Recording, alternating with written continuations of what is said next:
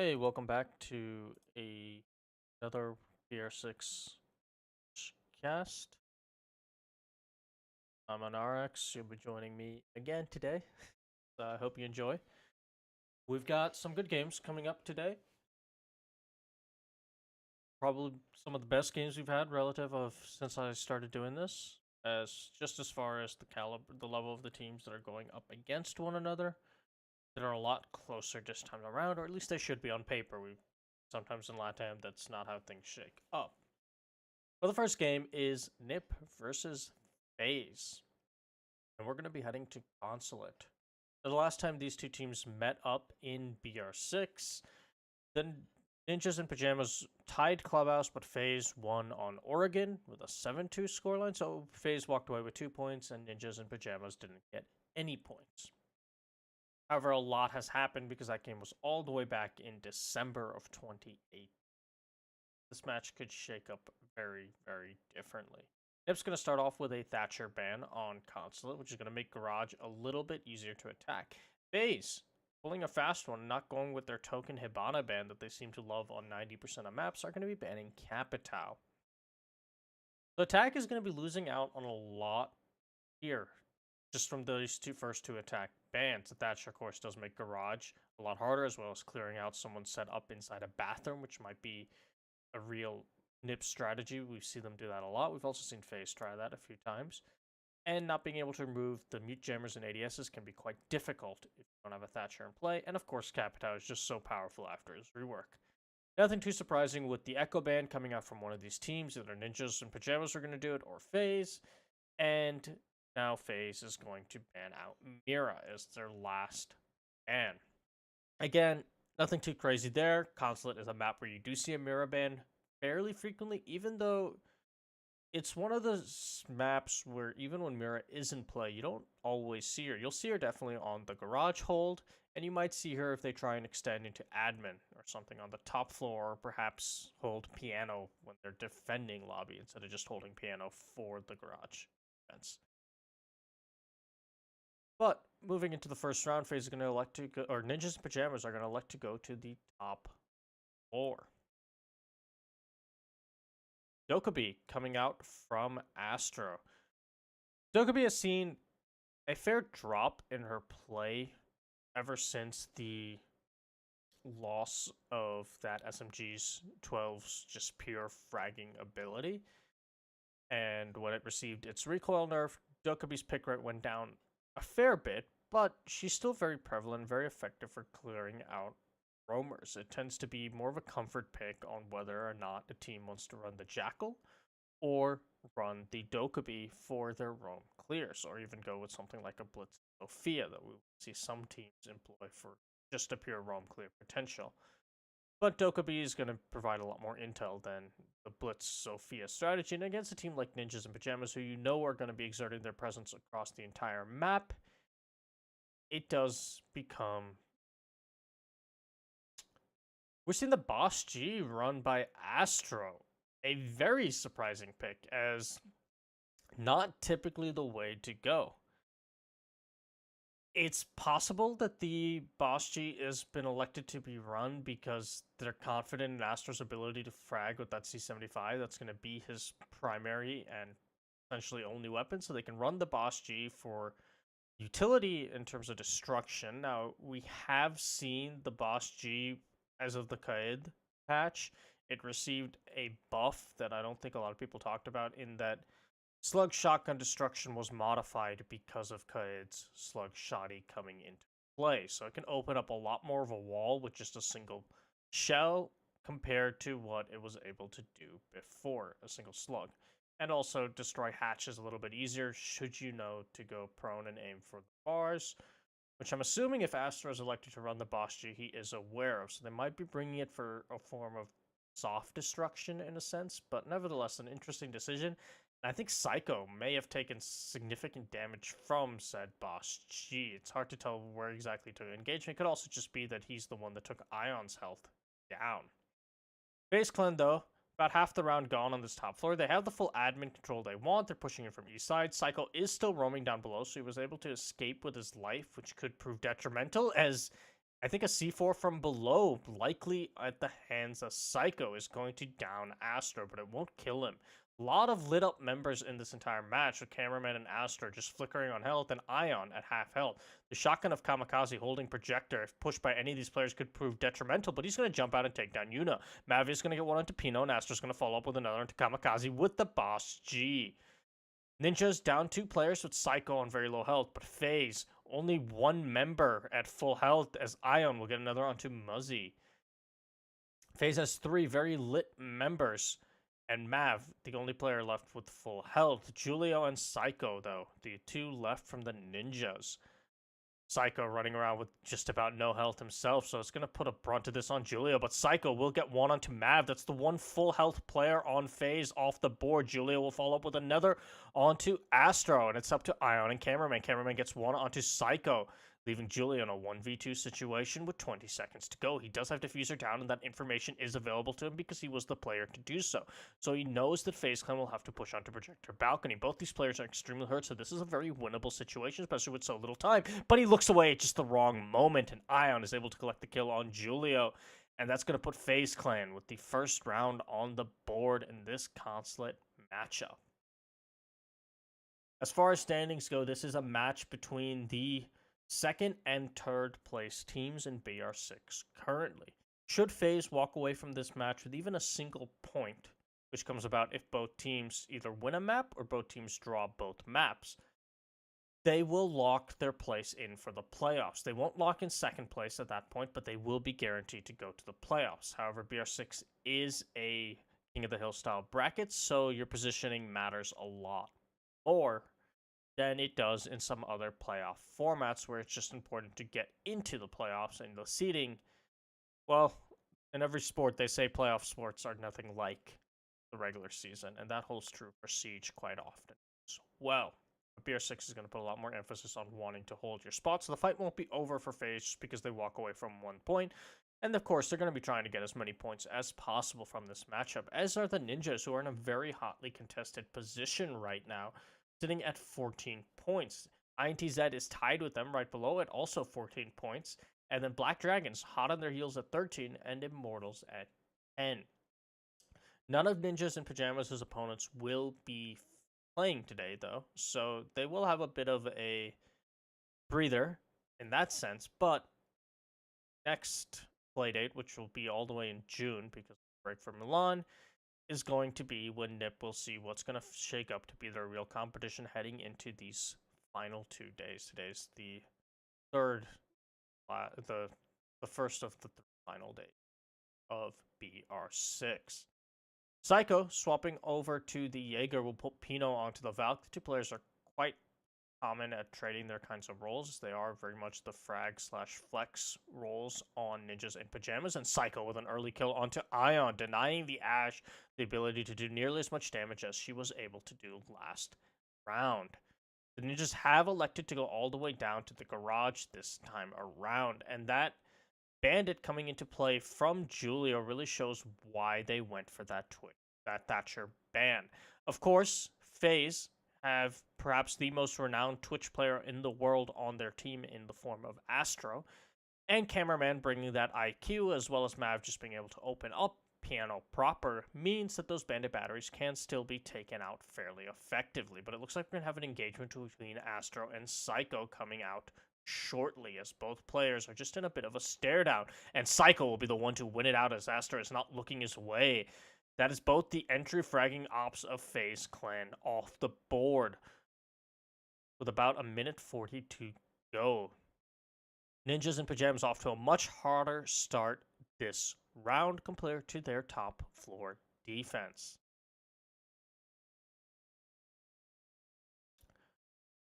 But Yuna will finally return onto Muzzy. That's the Vigil taken off the board. But Ninjas and Pyjamas have elected to go pretty heavily in their fragging. But as I say, that Cameraman gets a pick onto Pino, so it's going to be a 3v3. And leaving Psycho to be the brunt of the fragging capabilities for Ninjas and Pyjamas, a role that he is very comfortable on, and he's already gotten 2 of the kills this round. And they only have a minute left for FaZe Clan. However, I'm not sure if the bandit batteries or garage wall have even been opened up yet. Piano is now being droned out by Yuna, so Faze definitely wants to enter into Piano, but they're not going to have the time to really open it up with only 46 seconds left. We see Kamikaze playing aggressively at the bottom of yellow stairs, hoping to deny the funneled in push of Faze, as it doesn't look like they were able to do with the bandit batteries, and they're going to be electing to push now from the back. Cameraman on the flank from Visa. This could prove detrimental if the ninjas don't have intel on this position. Psycho is around to try and capitalize and get the flank, and he gets one onto Yuna. That's his third of the round. He knows he has Diffuser down as well. Only 16 seconds left. His position is compromised, so Mav is able to get that kill, but not before Psycho takes off a lot of his health in the process. It's still a 2v2. Make that a 2v1 as Kamikaze shotguns Mav, and it's all up to Cameraman, who'll flail in the wind, but even if he gets the kills, he doesn't have the time to plant. He gets one onto Kamikaze, but to no avail. Julio smartly backing off to hide behind the bomb, and Ninjas in Pyjamas will take a round of their own. Two extremely influential picks going down early on from Psycho upstairs ultimately shut down the easy methods that Faze could have opened up those bandit batteries and gotten garage panels open with the thermite. And after not only losing their entry power, losing the Twitch, whose drone is perhaps the easiest way to open up those bandit batteries, they just couldn't exert the map control necessary to try and get Piano and use Cameraman and Mav to take out the bandit batteries, and as a result, they funneled in at the last few seconds from the back, leading to a relatively easy cleanup for the ninjas. Of course, it did come a bit closer than they likely wanted, as Cameraman was reading the positions of the two remaining anchors fairly well and was able to fire back shots at both of them and get one kill in the process, but too little too late. Faze is going to go for a pretty heavy lineup swap this time around, electing to bring the Finka and the Nomad. We did see the Dokkaebi on this top floor attack before, so no surprise there, although we'll see if she still sticks the Boss G or if she's going to go back to the DMR that we see more standard. Cameraman's Nomad, though, is likely going to be used to deny Psycho the ability to flank back up, because they know he's going to want to go downstairs. So if they can get their early admin control and exercise and fire off those air jabs onto a lot of the stairwells, it'll make Psycho's life treating back to the site to help out the rest of his team much more difficult. And of course, the Finka of Yuna will enable for a lot cleaner executes and pushes. But Pino's actually going to be the one downstairs as Psycho once again in this admin office. We don't see a lot of players take these admin challenges anymore, especially when you have operators like Finka with their nades who can just nade you out fairly effectively. But Psycho is a player that will always play dangerous positions because he is confident in his ability to win those gunfights. First Finka boost coming out though, and it looks like they're just trying to get early map control from it, as they're not really turning it into kills. A potential waste of utility there, but we will see. Astro is on the Boss G once again, so that is an intentional strat from this team, and we'll see if it pays off the way they want. Now, it is on land, so it is a bit easier to hold those angles with the Boss G and possibly land your shots on a running opponent on land, so that might also be part of the reason why they like it. And speaking of landing their shots, Ion will take the head of Psycho, putting Faze at another man advantage, but this time taking off the star player of the ninjas. Faze Clan looking good to try and take this top floor attack once again. Pino's going to have some contention here in Visa windows, but so far no push just quite yet. I believe all the Finka boosts have been used unless she has one more. But either way, Faze Clan is going to be relying now just on the rest of their operator's utility for this push. Stun Grenade going out onto Bosco's spot to try and clear out Kamikaze, who will be playing there. But Faze Clan stalling out a bit here with a minute to go, but a nade's going to come flying out, just narrowly missing Kamikaze. Yuna still playing onto Projector Balcony, and they do have a fair amount of time left, but they're not going to want to let themselves get stalled out after getting their initial pick, especially now they've used their final Finka boost. Cameraman still trying to clear out Pino, who they know is down below, but without a C4, he's just going to be useful for a potential late round flank. Another frag grenade will come out from Yuna, but not connect with anything, and that's all of Finka's utility used. as Yuna still looking for just a way to clear out Kamikaze playing behind this deployable shield, which was never grenaded out. This could be a deadly position, but Ion will get a pick onto Muzzy. Pino runs out, but is unable to connect with anything. Cameraman is there and waiting, but cannot land enough shots to take him down. Kamikaze will get one onto Astro. Gio another onto Ion. Yuna will get one onto Kamikaze, but Pino will get one onto Cameraman, leaving Mav. And Julio will take down Yuna. So it's just Mav versus Julio. The two SAS operators, but Julio far and away from the site. Does not have time. And once again, the ninjas will take another round off of time. Faze stalling out on their attacks despite getting an early man advantage in that round. Kamikaze being the unsung hero of the round, not only getting some picks, but also just stalling out Yuna on that projector balcony for so long, not allowing any players to come in for over a minute and a half. And that ultimately won the ninjas the round as he wasted so much time in that position. Pino managing to land that shot onto Cameraman, forcing Yuno to have to get the refrag end. Actually, it looked like it was a trade between Cameraman and Pino. Regardless, this means that the ninjas will now have to go to their tertiary bomb site. And it's not going to be lobby. We're seeing a lot more teams elect to run this new site for the tellers and servers. And we'll see if it works out more for the ninjas than it has for a lot of other teams. They have the freedom to experiment a bit on this tertiary bomb site, as I'm sure they're not feeling too comfortable holding lobby against a team like Faze, who have just proven themselves to be very effective on those gunfights against the ninjas right now, and are struggling mostly based on time. But of course, the lobby attack is perhaps one of the fastest attacks that you can do on console. As the amount of map control you need to get fundamentally isn't nearly as much. You get control of projector, and you can do a pretty effective front door lobby take. So instead, they're going to elect to go for this new split site, which actually does take a lot more clearing, especially when the ninjas are running 3 nitro cells and the pulse, meaning that they can deny the top site from below fairly effectively between the pulse, the valve cams, and then the nitro cells that all 3 of those basement players get. Psycho and Muzzy, though, are going to be trying to deny admin for as long as possible using their goo mines and the decoys. And a Finka boost will come out from the side of Faze. Ion takes a little bit of damage. Not entirely sure what that was from. It could have even just been a small fall or a goo mine. It's only a fraction of his health and likely was a goo mine. Julia will get droned out by Mav, and Pino gets his head taken off by Mav as well, as a nade goes flying out for Julio. He does not lose his life, and he's able to retreat away to safety, but that is one of the ninjas' nitro cells gone. And putting Faze Clan once again at a man count advantage. Astro and Ion have cleared out admin, and we've seen Astro on this carousel of roles. A lot of stuff geared more towards his entry and roam clear potential between the Zofia, the Doki, and Witch. And we'll see if the Zofia is more successful than some of his other rounds have been, as he's been gunned down fairly early on in all but the first round, which they won.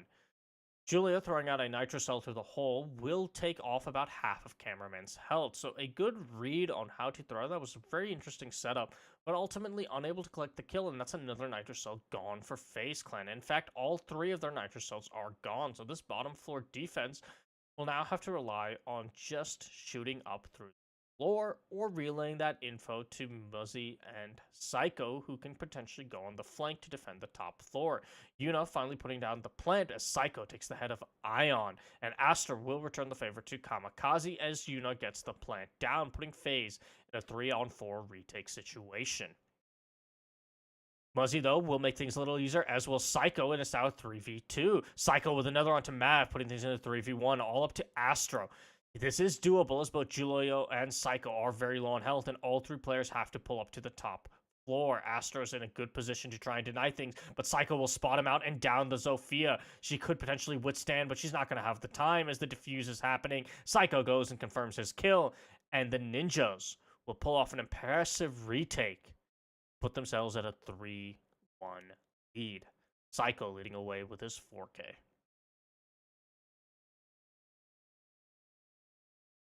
Once again, we really see Psycho just standing out for the Ninjas in Pyjamas. He was, I believe, the top-rated player in all of Latin America, with Nesk right on his heels. That's no small feat to be just chased by Nesk. He's had an excellent season despite the Ninjas in Pyjamas middling, but still competitive results, as they were in the Milan race until the final day, and had they won against Team Liquid, they would have made it to Milan, and we would have a very different bracket than we have currently. Unfortunately for them, the Ninjas just did not show up on Villa, but even on the games the Ninjas are not there, Psycho tends to stand out, and that is continuing in this game, and it's carrying his team. Impressive victory, but for the first time in a while, it looks like we're watching all of the Ninjas firing on all cylinders. We've seen Muzzy get a lot of impactful frags. We've seen Kamikaze get impactful frags. We've seen Julio clutch out. We've seen Psycho and Pino do Psycho and Pino things. And it's a good sign for the Ninjas to try and prove that they are still a top team in the region, despite their recent droughts in the form of making it and doing well at international events. Faze Clan, on the other hand, have the exact opposite pressures. They have made it to Milan. They are the first seed. They dethroned Immortals on the final playday. And they have perhaps the most success on LAN. The Ninjas being the team that could argue it before, and Liquid being the only ones that have actually won. But as far as overall consistent results, Faze tends to do the best. And right now, Faze is struggling heavily with their time management. Even on that last round, while Yuna was finally able to get the plant down, it was still fairly late in the round, and they weren't in good post-plant positions. They didn't have enough map control to really get in there, and the Ninjas just out-fragged them in the process. They're going to want to pick up the pace. Now, the benefit of the Ninjas doing a full defensive set 3 rounds in a row means that you know what their setups are going to be like, and you know which sites they're going to go. A missed grenade from Mav, though, will just take out the barricade and nothing else. That's going to be some utility gone for Faze Clan. Astra, though, going in for a quick rush from the back, but his position is known, and Julio gets the kill, but they will trade. Yuna will follow up with another onto Kamikaze, and we're seeing a Liquid-S rush from the back, as Faze Clan have acquired garage control and plant is going down from Yuna. Ninjas in Pyjamas have lost both of their anchors, forcing the 3 remaining players into a retake situation. Ion in a peak game with Pino, and he's taken off quite a bit of the Valkyrie's health as he repositions and takes the head of the Valkyrie. Faze Clan's rush looking extremely effective and showing their mid-round adaptation skills are quite intact. Psycho's going to have to hot drop and gets gunned from Mav in the process, putting Muzzy into a 1v4 clutch situation. He'll get the first kill onto Mav, but can't follow up with any more as Cameraman is there to shut him down. A good rush from Faze Clan. And the Ninjas in Pyjamas will lose the momentum that they built up with 3 rounds in a row. Faze Clan showing a remarkable adaptability on their second crack on the Ninjas' setup.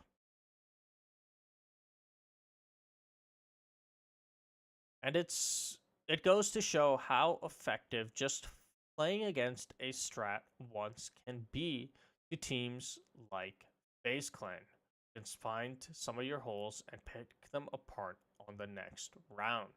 They may not be as mid-round effective as that, as some teams like Liquid in particular are at finding those holes in the defense and just storming through it. But get them 2 attacks, and they can often work something out in terms of a new strategy. We'll have to see if they can implement that onto the top floor this time around, though, as Ninjas in Pyjamas are not going to be electing to hold that garage again, realizing that despite banning the Thatcher and playing their Bandit, Faze Clan does not need to open up the garage to push in. We're also going to be seeing Psycho on Doc this time around, Dino now on the Jaeger, and Julio on the Valkyrie. Ninjas in Pajamas showing their flexibility as a roster, and Psycho picking up the fragging mantle of the Doc, likely to play admin once again and contest it even longer time around. Faze Clan, meanwhile, are still going to be running Yuna on the hard breach instead of putting him on something like Finka like he did before. Pino going for a quick run out, though, will find nothing. Ion, though, unable to get the kill. But Astro's there to shut down Pino. Pino throwing away his life early in the round and will now have to support his team from drones. Faze Clan, once again, getting an early pick, but this one coming in the first 15 seconds of the round. You see Cameraman on the Nomad again, so that's going to deny the potential late flank ability that the ninjas have shown themselves so effective at, and is going to hurt their retakes in a possible post-plant situation. The two strengths that the ninjas have really been demonstrating in this matchup.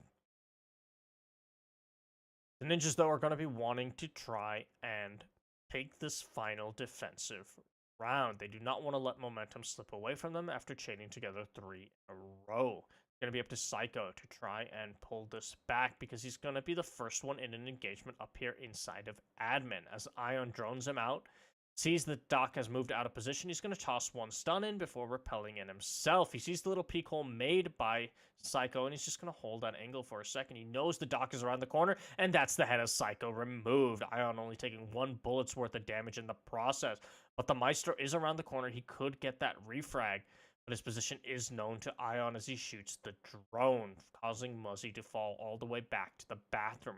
The ninjas in a 3v5 situation in Faze Clan, showing a lot more speed as Julio goes for a run out that will lead to his death later on, but he gets one in the process onto Mav. It's unlikely he can return back, but it's possible there's no one in phase of round to stop him. We could see a rotate over to Yellow Stairs to try and confirm this kill, but it's not there. Julio will retreat with his life. Now, Faze Clan does know that he's been isolated over to the Yellow Stairs garage side, so they could take advantage of that, and they still have a man count lead. Julio and Kamikaze will have to hold down the site Muzzy and Kamikaze will have to hold down the site while Julio's on his rotate. Kamikaze, he's shown himself effective at holding down Projector, but can he do it again? And he'll get one onto Yuna, shotgunning the Thermite on Projector balcony and holding down to Projector. Muzzy, though, coming off of the angle at just the wrong time. Julio gets one into Astro, but not before he takes down Kamikaze. It's a 2v2 for Julio and the Maestro of Muzzy. He's holding down onto the Visa door, but Ion takes a little bit of damage but does not die. Muzzy, though, will finally take him down, and meanwhile Julio had taken down Cameraman. The Ninjas in Pajamas returning Faze's round with another round of their own, going up 4-2 at the half. An impressive 3v5 hold from the Ninjas. And this time, not even necessarily from Faze Clan stalling out. They still have plenty of time as they were going for those pushes. The Ninjas just got a bit more aggressive than Faze was necessarily ready for. We saw quite a few run-out attempts coming out from the Ninjas. Most of them did not work, but Julio, using his own Valkyrie camera's intel to get a free kill onto the rappel, and Faze Clan not being in a position to capitalize on what should have been an instant refrag team. But there's going to be a side swap now, so Faze Clan won't have to worry about their time management coming back to hurt them, nor will they have to worry about the kind of unbridled aggression that Ninjas in Pajamas can bring to their defensive sets. Instead, we might see Faze Clan themselves pulling out that kind of aggression. Astra going immediately onto the Jaeger for that fragging potential. Meanwhile, the Ninjas in Pajamas are going to be running a roster lineup similar to what we saw from Faze quite a few times, and Faze are running essentially the same lineup that the Ninjas ran on the majority of their rounds, but the Ninjas on their attacking rounds are still going to be running that Ash, Thermite, and Nomad core that seem to be in place for a lot of Faze rounds. Sophia, though, is also going to be there, and we saw Faze run that quite a bit, but Pino onto the Buck is going to bring a lot more verticality to the side of the Ninjas, as he can open up a lot of this floor from below, and Buck is, of course, effective on all of these sites, as opposed to the Sledge that Faze Clan was running, which, without a castle in play, he can be useful for taking out those Meister cams, of course, but on this top floor attack, there's not a whole lot else he can do with his hammer. Outside, of course, of horizontal destruction, perhaps inside of admin, but between your Ashe and your Zofia, you don't need quite as much of that. So the buck from Pino could be a lot more effective, and he's already going to force one member of Faze out of position, and Muzzy will get the first kill onto Astro. That's the Jaeger off the board. Astro, typically the star entry fragger for Faze Clan, just not having an excellent game so far. He's going to need to wake up or get better support from his teammates if Faze Clan wants to stay in this, as Pino preps a nade to try and nade out Yellow Stairs. Muzzy will get his second of the round onto Yuna, the newest member of the Ninjas, really showing up this match. Faze Clan finding middling success with their new blood, but showing a lot of potential every single time. Both Pino and Muzzy, they'll have their off games, but when they show up, they have made a huge impact on the rounds they are there for the Ninjas in. And if the Ninjas are able to groom those players more successfully and to be more consistent in later matchups, it could prove to be the best roster change they could have possibly made.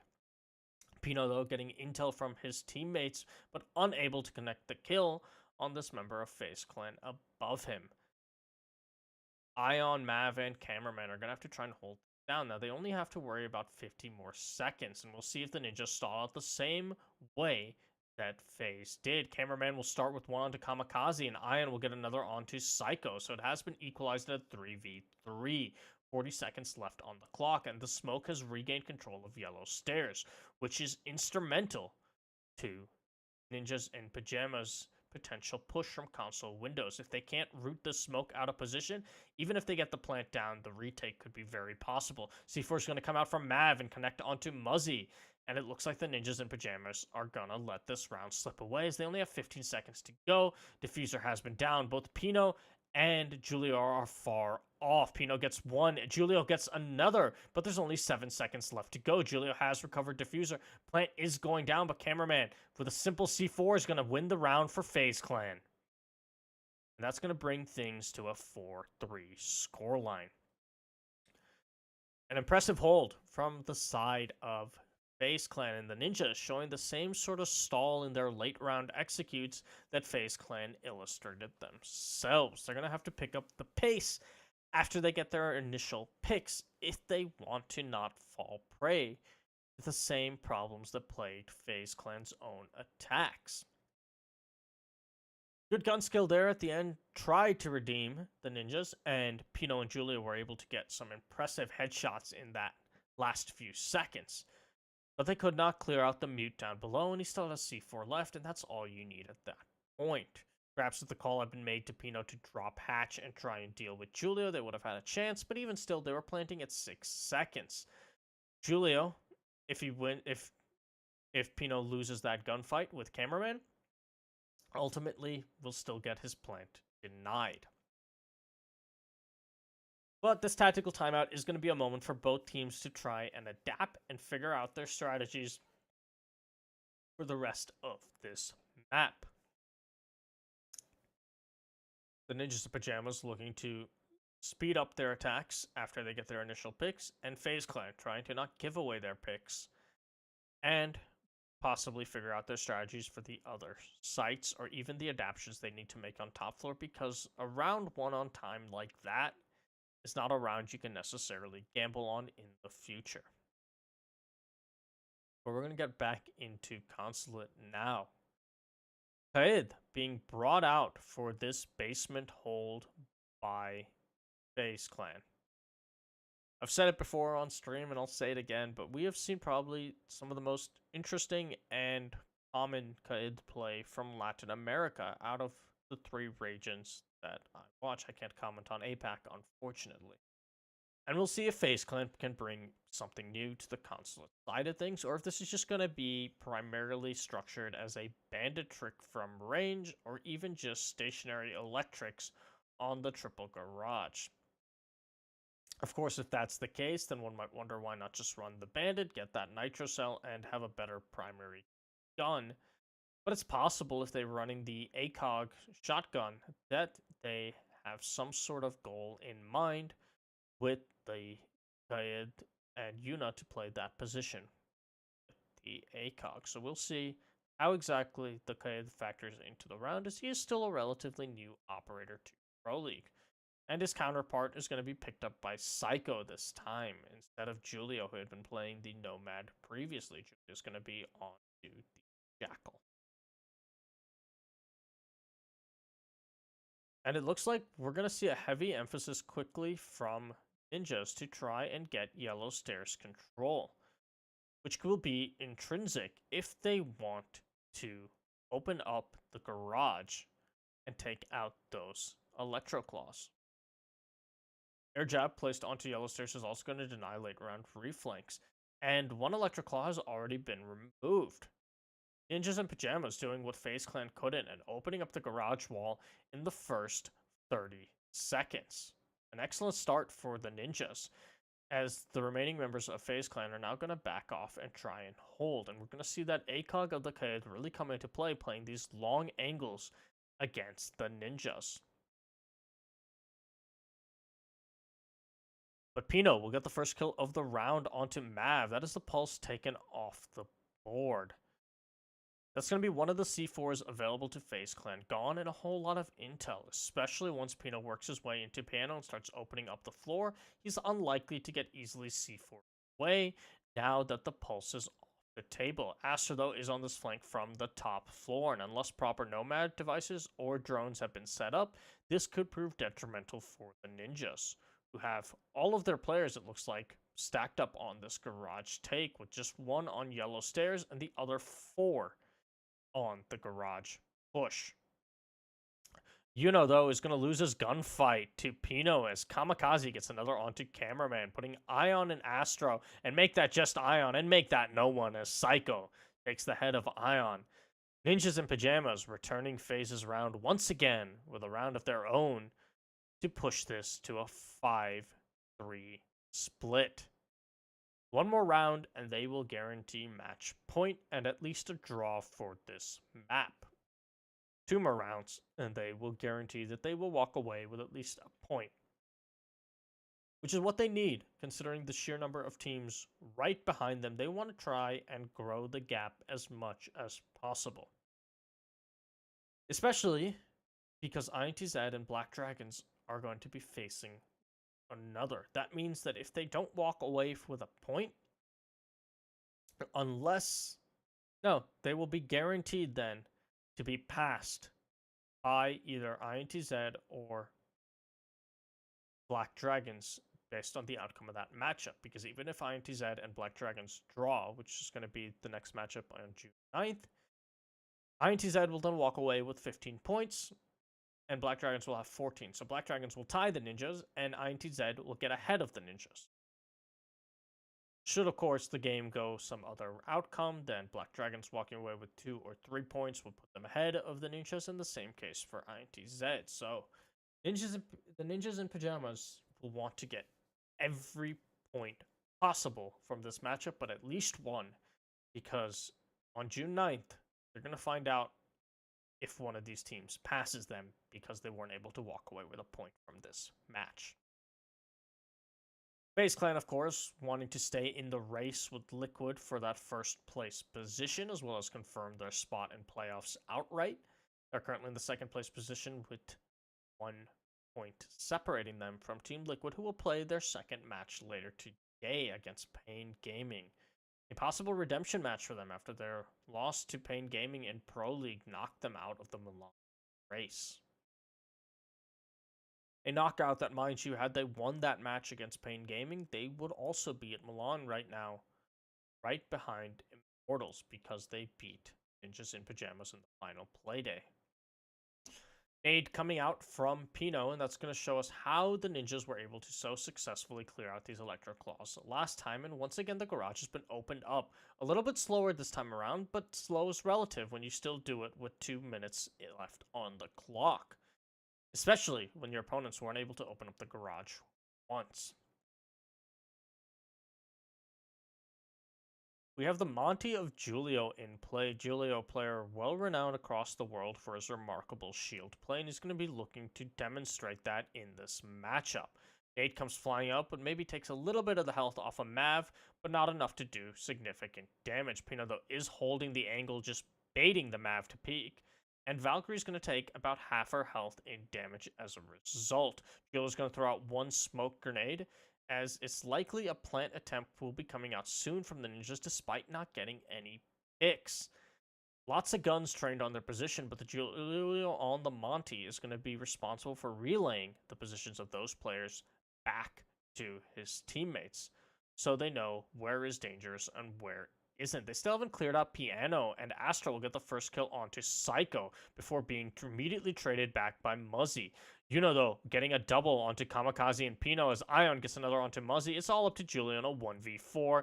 He can't even find one as Mav is there to shut him down. Faze Clan trading rounds with the ninjas to put this at 5-4. Of course, the earlier run by the ninjas of those 3 rounds in a row that went unanswered by Faze Clan could spell their detriment if this continued trade goes on, as the ninjas will walk away from this match the victor.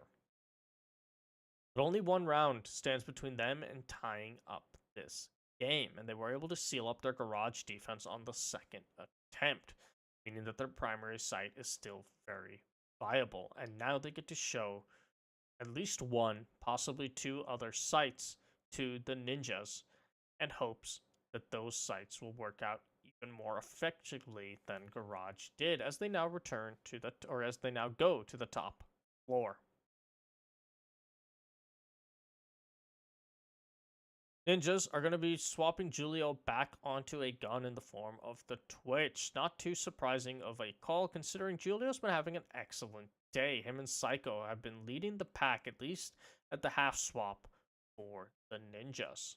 Although I believe Muzzy or Pino might have caught up in the meantime, as both those young players have also been having an excellent game. There's really not been the kind of standout 1, maybe 2 fraggers that you typically see from the ninjas in this match. Of course, Psycho's been having an excellent game because Psycho always does, but this time it's not him dropping 15 kills or 17 kills and the rest of his team trailing behind. As we can see there, 9, 8, 6, 6, and 4. All the members of the ninjas really hitting that scoreboard.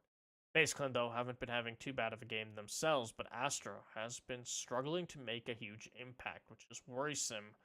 He's your primary entry.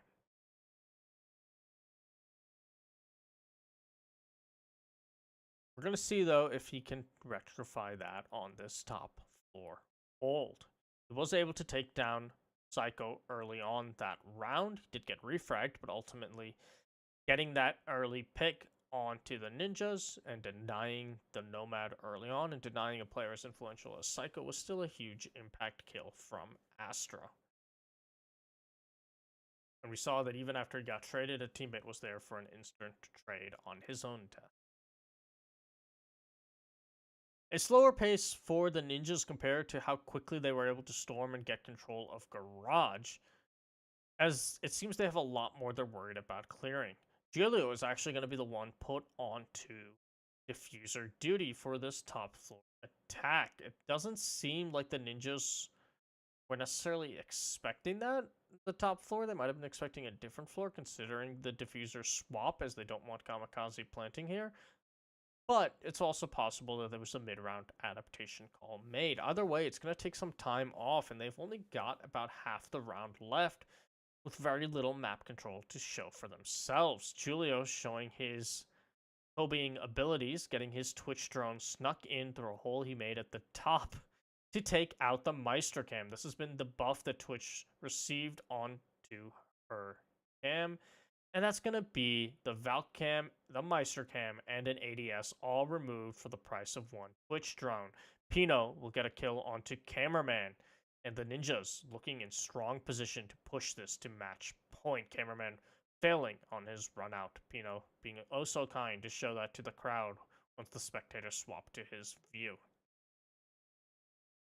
But only 50 seconds left to go, and outside of taking down the Legion, not a lot of map control available to the ninjas.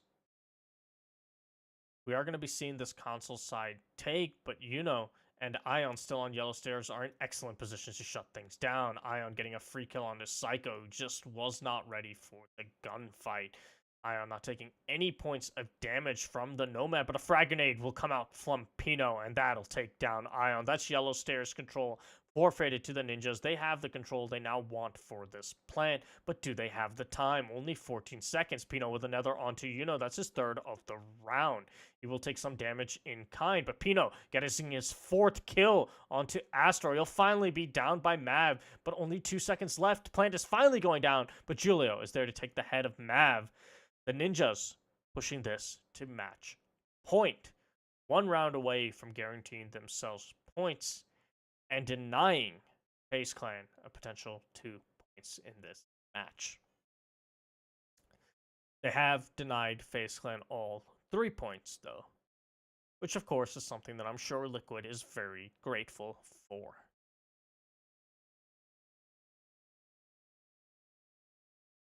Showing up big time for the ninjas that round, picking up 4 and making his presence known. Keep in mind, Pino was also the player that when we were running through the scoreboard going into this round, he was the bottom fragger for the ninjas at only 4 kills. And now he's going to be tied with, I believe, the second and possibly the third on the scoreboard. Not that the number of kills matters as much as the impact of them. But the Ninjas in Pyjamas showing that all of their players are quite capable of showing up when they need to this match, which again has not been something we've seen from them all season. It used to be something they were very capable of under their older rosters, with players like WOG on the squad and PZD showing up excellently in multiple matches. But for quite a while now, the Ninjas have kind of been the Psycho show. And sometimes you'll have 1, maybe 2 players from the ninjas outside of Psycho show up, and when they do, it keeps the show. It gives Ninjas in Pyjamas the win when it's not just the Psycho show. Too many games, it's been just the Psycho show. So seeing today's match where Julio and Psycho are tied for kills at 9 kills apiece, Pino right behind them at 8, and the 2 remaining players at 6 apiece, is a very good sign for the ninjas in their possible matches to come, to try and get onto form. They do still have the minor coming up in Dallas to try and qualify for the Raleigh Major, which is, of course, something they're going to be gunning for because they won't be able to get in via Milan Finals, which is what I'm sure they were hoping for originally, since they did not qualify for the season Pro League Finals. And for Latin America, they have a shot at the minor. Ninjas Pyjamas are already invited and going there. They've got a shot to get in via Valencia if they can't make it into the minors, but again, that's a long flight for a Latin America team. And then they have the online qualifiers. Liquid is also gunning for one of those spots. So it's going to be a tight contest for whatever Latin America teams try and push in. Faze Clan, though, losing a player early on once again, and Muzzy will take Astro, with Pino getting the earlier kill onto the Valk of Mav. Muzzy playing these consulate windows, and Faze Clan find themselves in a 3v5 situation early on. And it looks like it's going to be a 2v5 as Yuna is downed by, I believe, a nade from Pino, who's just been having an excellent showing on the Buck. The role that has been perhaps his mainstay since he's joined the Ninjas. Unfortunately, he's unable to confirm that kill onto Yuna, so Faze Clan will still have a 3-man roster. But Yuna only at 20 health. As we're getting down to the final minute of the round, 1 member of Faze Clan has been isolated all the way downstairs. That is Cameraman. But no Nomad on the board anymore, as Psycho has swapped to Valkyrie, means that his potential return is more possible. But Psycho getting a kill with the LMG onto Yuna, taking what was left of the Meister's health off the board. Cameraman is trapped on these projector walls. Ion still has control of yellow stairs. He's going to exert it to take down Pino, but it looks like we're going to have a projector take. Cameraman has given away his position based on his push, and a smoke grenade coming out from Ion, but he'll be killed in the process. And Julio will take the map for the Ninjas in Pyjamas. And that's going to guarantee them at least 1 point in this best of two match against Faze Clan and deny Faze Clan the ability to walk away with more than a point from this matchup. A point will again give Faze Clan a guaranteed slot into the playoffs and will tie them for first once again, and I believe they have the tiebreak over Liquid. But nevertheless, it's going to be not the outcome that Faze Clan wanted, especially because Liquid plays later today against Pain Gaming, the current 7th place team in BR6, the auto-relegated team in LATAM Pro League. So it's going to be a matchup that for Liquid is heavily favored. Now, of course, last time they were heavily favored against Pain Gaming. They still lost in Latin America Pro League, and they're going to be looking to not repeat that situation. But we'll see if they're actually capable. I'm also curious to see who's going to be playing on Liquid's roster, as Zig recently retired. It was actually right after the last week's BR6 game, where he had a standout performance as his swan song. Performance that we have not seen from Zig in a while, and it was great to see in action once again, and makes you wish that he didn't retire then and there, because it looked like he finally found his mojo once again. Liquid might be using their coach of Sensi, and that could give Pain Gaming an edge in terms of trying to get the upset of the century twice in the century. But we'll see what exactly Liquid runs for their 5th man replacement. There's a bit of an advantage that Zig's roles were focused on that hard breach, meaning if they get it's not a frag role that you might have to slot into the team a bit more carefully. As you can tell your new player the strats of open up this wall at this time when we give you the call, but they are going to be lacking heavily in that support, droning, and clutch potential that Zig brought to the team, despite having not his best season overall. Zig has always shown himself to be a very effective support, and we'll see if the communication and comms for Liquid are on point, losing Zig. But that's all speculation that we can't really see even from watching their matchup. So however that shakes down, we'll have in the next match of the night. But for now, we're going to be going to Order. Faze Clan are going to be starting off with the first ban, and we might see that Hibana ban they love to do, or we might see something like Capitao again, and it is indeed the Capitao ban once again. They're really just focusing on denying Nip the ability to force their anchors out of positions. Of course, Nip has shown that with their nades on Pino, they don't slouch for that. Nip, though, will be taking off the Nomad themselves, not having nearly as much success with the Nomad as Faze Clan did, making that probably the right call, especially with how loose Nip likes to play its defensive sets. And getting that retake potential is instrumental. Nip will take advantage of their free ban to ban Mira, and Faze will now ban Echo. Both of these teams like to ban Echo, meaning that when they're against each other, whoever gets the first ban typically gets to ban whatever the hell they want, because they know the other team is going to ban their staple ban. If neither team bans the Echo, of course, then it'll be a very interesting match for both teams, as their strats kind of revolve around Echo being banned, or at least one would imagine, considering that they ban him every match. And the Mira ban on Border is nothing uncommon.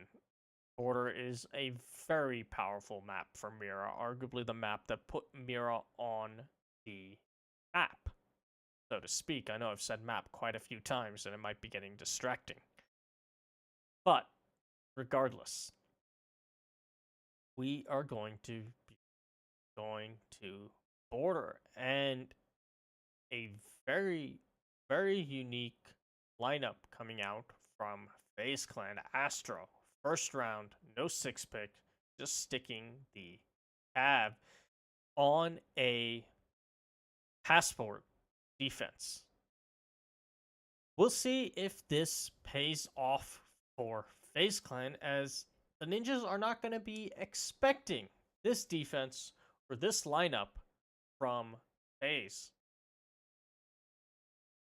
Now, the Ninjas do have all the tools necessary to pull this off, and it's going to come down heavily to how efficiently they're able to clear out CCTV, as you can bet that the players of Faze Clan are going to be roaming pretty heavily up top. Astro bringing that Spaz shotgun is going to be able to open up a lot of the floors. And a very common strat from the Cavs. I think you'll see the shotgun more commonly than the M12, as the M12 is, well, before the introduction of Kaed was at least. After the introduction of Kaed, it's no longer. Before that was statistically the worst SMG on defense. And the Illusion is such a powerhouse of a pistol anyway that you don't really have a need for the M12. May as well bring the Spaz for the utility. Not that you're typically running a Cav for the utility, mind you. So we'll see how it works out for Faze Clan, if they have some sort of strat in mind that they wanted to bring the Cav, or if they just wanted to try and let Astro find his mojo. As he was shut down pretty handedly on the majority of their consulate rounds. Ninjas and Pyjamas are going to start their CCTV clear now. Impact tricking coming out from the Legion to deny the jail wall being opened up is going to stall out the attack from Nip pretty significantly. And that's not going to be helped by Ion getting the first kill of the round on the Psycho, the Twitch taken down instantly. Muzzy, though, will pick up 2 influential kills onto CCTV. That's Cameraman and Ion gone, and CCTV control on the side of the Ninjas. Mav potentially getting gutsy here with a peek onto Pino, and he's going to win it out. He's going to take a lot of damage in the process, but it's still a 3v3 now for both teams with about half the round left. Astro just off on his own in the middle of nowhere. Now, if he's able to flank onto Muzzy, this could spell doom for the Ninjas, as there isn't any support for the Zofia. A down from the Cav and an interrogation is very likely to happen. And he sees the back of Muzzy, but he's not going to try and go for any sort of interrogation. But it's going to put Kamikaze and Julio as the last 2 members of the Ninjas. Now, Mav is extremely lit up, so this is winnable for them. As Yuna gets taken down by Julio. Astro going for the jump out, and he's going to get the kill. No, he cannot even confirm the kill on Julio. 40 seconds left, putting Mav in a 1v2. He's extremely low on health. But if Kamikaze is able to pick up the Thatcher, this could all be over for the Valkyrie. She will likely have the intel on when the pickup is going down, as there were cameras set up. She's unable to deny it. Julio and Mav both very low on health and low on time for the attackers. Kamikaze is going to have to take the brunt of the gunfights, as they have 10 seconds left, figuring out where they want to push. Mav has regained control of CCTV, and he'll take down Julio. Only 3 seconds left. Kamikaze's going to elect to take the gunfight, but he's out of time. Faze Clan will walk away with the first round. The Ninjas just being unaware of the Valkyrie's position, and that costs them what was a very winnable round after Kamikaze and Julio showed up with picks in their clutch situation. Had they realized the Valkyrie's position and relocated to somewhere where they could plant with better coverage and not get gunned from above, it's likely they would have taken that round. Astro, of course, having the opportunity for an interrogation, but not quite realizing it, not knowing where the other members of the Ninjas were at the time. And Mav making the right call to rotate up to CCTV the moment the revive was happening. He had all the intel on when the Ninjas were doing what, and so he took advantage of the time that he had once his teammates relayed to him that Kamikaze was going for the revive to rotate upstairs, knowing that he would have plenty of ability to deny a late second plant from the top floor. Faze Clan walking away with a passport customs defense is going to be extremely good for their morale and extremely good for the scoreboard, winning on that tertiary site immediately, as they now get to go to the primary site of Armory. But once again, peculiar lineups coming out from Faze Clans. They're going to run Mav on the Frost.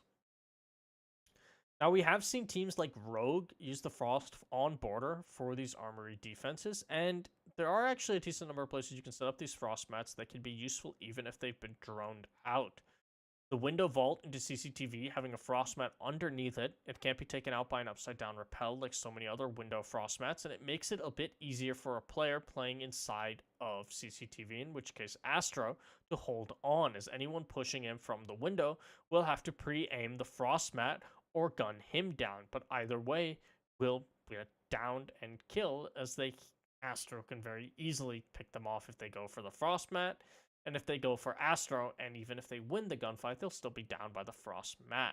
There's also a vault by the entrance into CCTV that is very commonly used. But Astro's actually going to fall out of CCTV as Julio gets the first pick onto Cameraman. Muzzy, though, has been downed himself. And if he's potentially confirmed soon, and there he is by Ion, so it's still going to be a 4v4. Astro's taken a little bit of damage from an errant nade, but other than that, both teams have full health sets of 4 operators, as Mav's going to try and hold down this CCTV door to deny the potential push from the ninjas. Pinka Boost will fade without collecting any kills, which is going to be some of the utility of the ninjas gone. Psycho, though, playing at the top of metal, could cut down possible flanks back in from the side of Faze Clan. He has his drone set up to relay him intel, with likely Muzzy watching the drone to let him know who's pushing up. Mav, though, does seem to be aware of Psycho's presence, so he's going to be holding on to said angle as Astro returns to CCTV. Minute left on the board, but Mav gets the first kill onto Psycho, who turns his back, pushing up to try and take care of Astro. Or, excuse me, that was Ion set up over there. Yuna is going to be challenged by Pino here shortly onto the soft wall of armory, and about 45 seconds left for the ninjas to mount their attack. Ion gets another kill onto Julio as he holds down CCTV as a one-man army. That's his 3rd kill onto Pino. It's all up to Kamikaze in a 1v4 situation, and he's not even going to find one as Astro peeks out with the Scorpion and takes off his head. Faze Clan stringing together 2 rounds in a row, something they were unable to do on the previous map. And a good way to shake off the morale loss of losing the first map.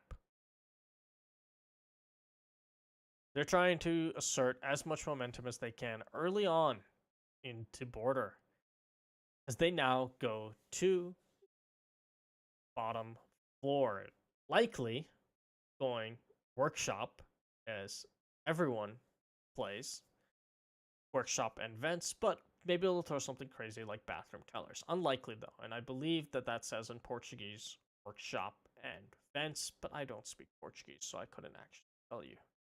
And indeed, it will be the secondary site of Workshop and Ventilation. Astro put onto the dock role. The promoted to dock meme still running strong inside of Pro League, as we see a lot of players that are feeling good about themselves, or players that just they need to start fragging out, which is kind of the case for Astro in both terms, as he's had a much better showing here on Border than he had on Consulate, and they're going to want him to just start getting even more and more up as he gets onto that ACOG MP5 dock. Bandit coming out from Yuna shows a lot of potential tricking, as well as just raw denial between the Bandit and the Mute to slow down Kamikaze's ingress into any of sight. They do have the Thatcher and the Twitch available, so those Bandit batteries can be taken out early on, as jail will be opened up, and that's going to force Mav to just fall out of customs. Muzzy sees the run out from Astro, but is unable to do any significant amount of damage, as Astro will be able to heal him up. It'll cost him a stim pistol, but nothing else. And the Doc will now retreat into the lobby. As he now jumps into Tellers, Aster just going on a wild run. 3 members of the ninjas have taken a bit of damage, but Pino, with another excellent nade, finds Ion, and that's the mute off the board for Faze Clan. A good entry pick from Pino to try and give ninjas in pajamas their first round.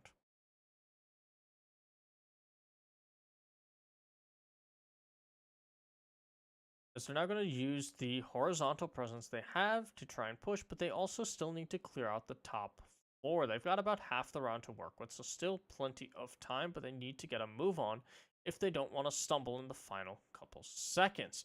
Psycho, though, will enable that move on as he takes down Cameraman. He'll take a lot of damage in the process, but Faze Clan left in a 3v5. Aster's going to have to try and clean something up here, but his position was given away, and he's going to fall off of the metal stairs. He sees one player in jail. He's able to res himself, but to no avail. Kamikaze is there to pick up that kill, leaving Yuna and Mav in a 2v5 situation. All the members of Ninjas in Pajamas have taken a bit of damage, some a lot more than others in the case of Psycho and Kamikaze, meaning that it'll take less shots for Yuna and Mav to get said kills. But it's still a 2v5 they're looking at. Plenty of manpower available to face to ninjas and all the map control they could want. As Pino gets another kill onto Mav, it's all up to Yuna, and he won't even find one. Muzzy crouching his way to victory on the Zofia, and the ninjas will take their first round of Border.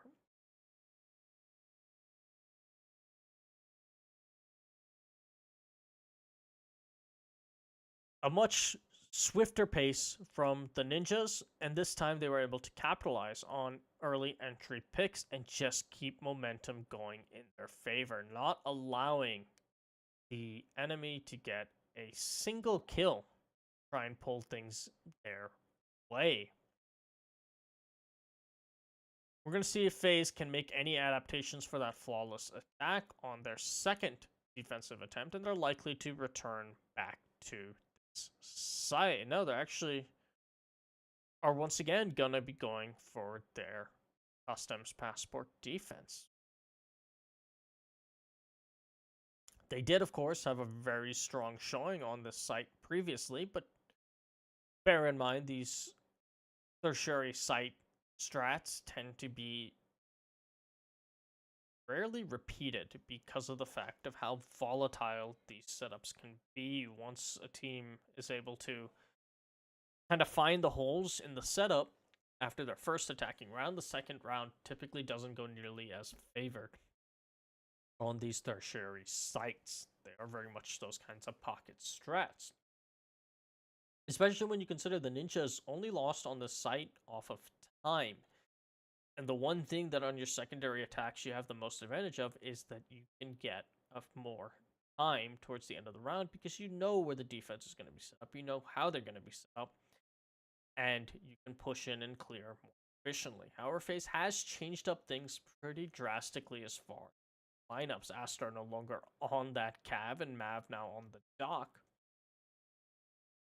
Could potentially throw a bit of a jink into the ninjas plan, but the bulk of the setup is likely to be pretty much the same. Psycho's going to be using his Twitch drone to just try and find this mute jammer, but he does not find it successfully. His drone's actually going to get muted, and that's going to allow Ion to play here more safely as his position won't compromise. Psycho could even possibly give away his life if he's not wary of Ion when he goes to retrieve his drone, but he is, and he'll take the head of the smoke. Cameraman had fallen off of CCTV, so there's no refrag available for Faze Clan. And with still 2/3 of the round to go, they're going to find themselves at yet another man count disadvantage. Beatjammer will be taken out by Psycho, so he's going to be able to recover his drone, assuming Ion did not shoot it after it was jammed. Pino will get another kill onto Yuna, having an excellent showing here on Border with the Buck. And Mav trying to peek around to take care of anyone pushing in from jail, but he doesn't see any player just quite yet. Until now, he takes the head of Kamikaze to get the first kill for FaZe Clan in the round, keeping things now at a 3v4, as both Astro and Mav have been overhealed to try and push into these engagements.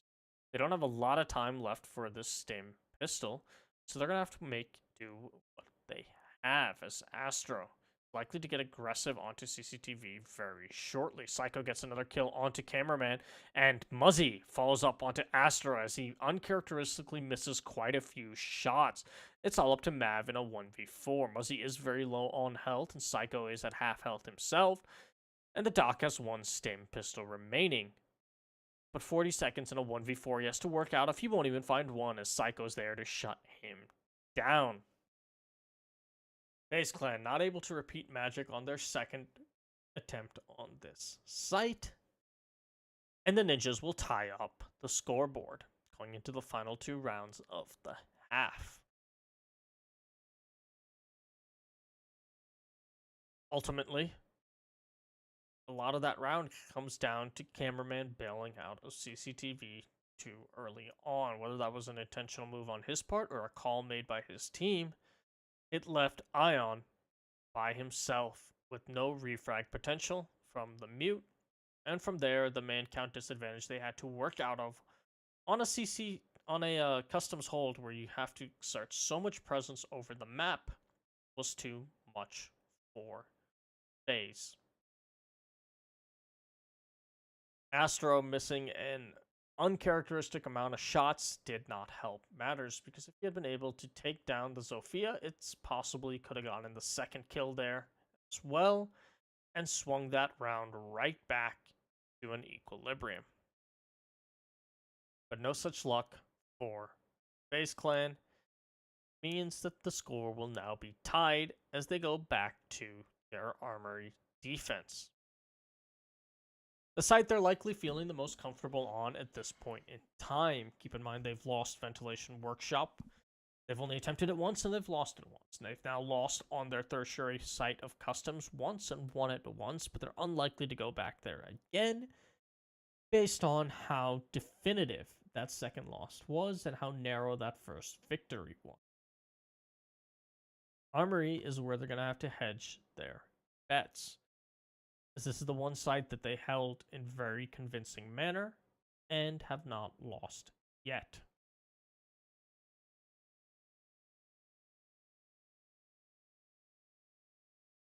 We'll see though if the Ninjas bring anything different this time around, as Psycho's going to lose his drone early on, an ill-advised zap onto, I believe that was Cameraman, and indeed it was, playing the Nun Valk from the Halloween set. Pino prepping a nade to try to replicate his magic, but he won't find anyone this time around. Cameraman has taken a little bit of damage, some of that from the Twitch drone, the rest possibly from the nade that was thrown out by Pino, and Pino will actually get his first kill onto Cameraman now as the Valk goes for a run out and loses her life. Pino spots out Psycho spots out the Doc, but is unable to land any bullets onto Astro, who does stim himself up. The Ninjas and Pyjamas having a man count advantage once again in this match, and they're going to be looking to capitalize on it as Pino works his way down below, but Ion is there to shut down the buck. A good read from the smoke or a good call from his team, but either way, that's going to keep things now to 4v4.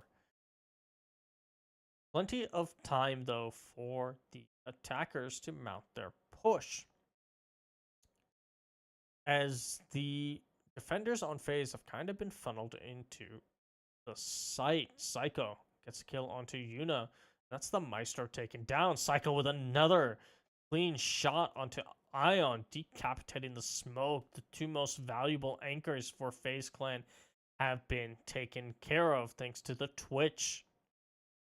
And the Ninjas will have a man count advantage once again, putting Mav and Astro in a 2v4. Make that just Astro all by himself in a 1v4. He sees the back of one player, but is unable to connect enough shots to take him down, and he's going to get finished off by Julio himself. Astro just having a rough day. No matter which operator he plays, it seems, will give Ninjas in Pyjamas their first lead of the map. The Ninjas have just looked on fire this match. And Faze, they need to wake up if they want to retake that first seed spot from Team Liquid, and arguably more importantly, confirm their playoff position. Now they are in such a high difference between them and the Ninjas. It's a 7-point gap, meaning that the odds of them being dropped out of the playoffs aren't great. But every position, every seed that you get increases your total prize pool, because you will be guaranteed X amount of money based on whether you are in second, whether you are in first, whether you are in third, or whether you are, whether you are in first or second, because third and fourth will play against each other. So there's no guaranteed prize pool increase for fourth to third. But from third to second, and from second to first, you're going to be increasing your prize pool, because even if you lose the match that you get in the playoffs, you're guaranteed to not finish any lower than your seeding going in. Provided, of course, you are able to hold on to a second or first seed position. And also less maps that you have to play, less matches, less VODs of you, less fatigue, gives you a better shot at taking the tournament. You don't want to be trying to fight it out from the back. But all of that, as much as it's going to be weighing on FaZe Clan's mind, is in the far off future. Right now, they need to focus on this map, and this is going to be their last major match before Milan next weekend. So it's perhaps some of the best training they can have for the LAN environment they're going to be going to, especially against the Ninjas in Pyjamas, who are looking so strong. It's going to be a healthy amount of competition to prep them for their matchup against Lestream, who also employ a very aggressive play style, very similar to the Ninjas, in fact, with their 3 players all flexing around on different sorts of fragging roles, and 2 players holding down the fort. But we'll see if FaZe Clan can adapt to this match first before we'll even be able to judge them in Milan for their match against Lestream. And right now, things are looking decent for them. Half the round gone, still a 5v5. The Ninjas not having executed nearly as much map control as they might like. And should Astro finally show up and not miss the shots that he would make on any other day, this match could turn into a very different story very, very quickly. But that's a big if right now. And even if Astro doesn't show up, then it's going to be up to the rest of his team to really turn up.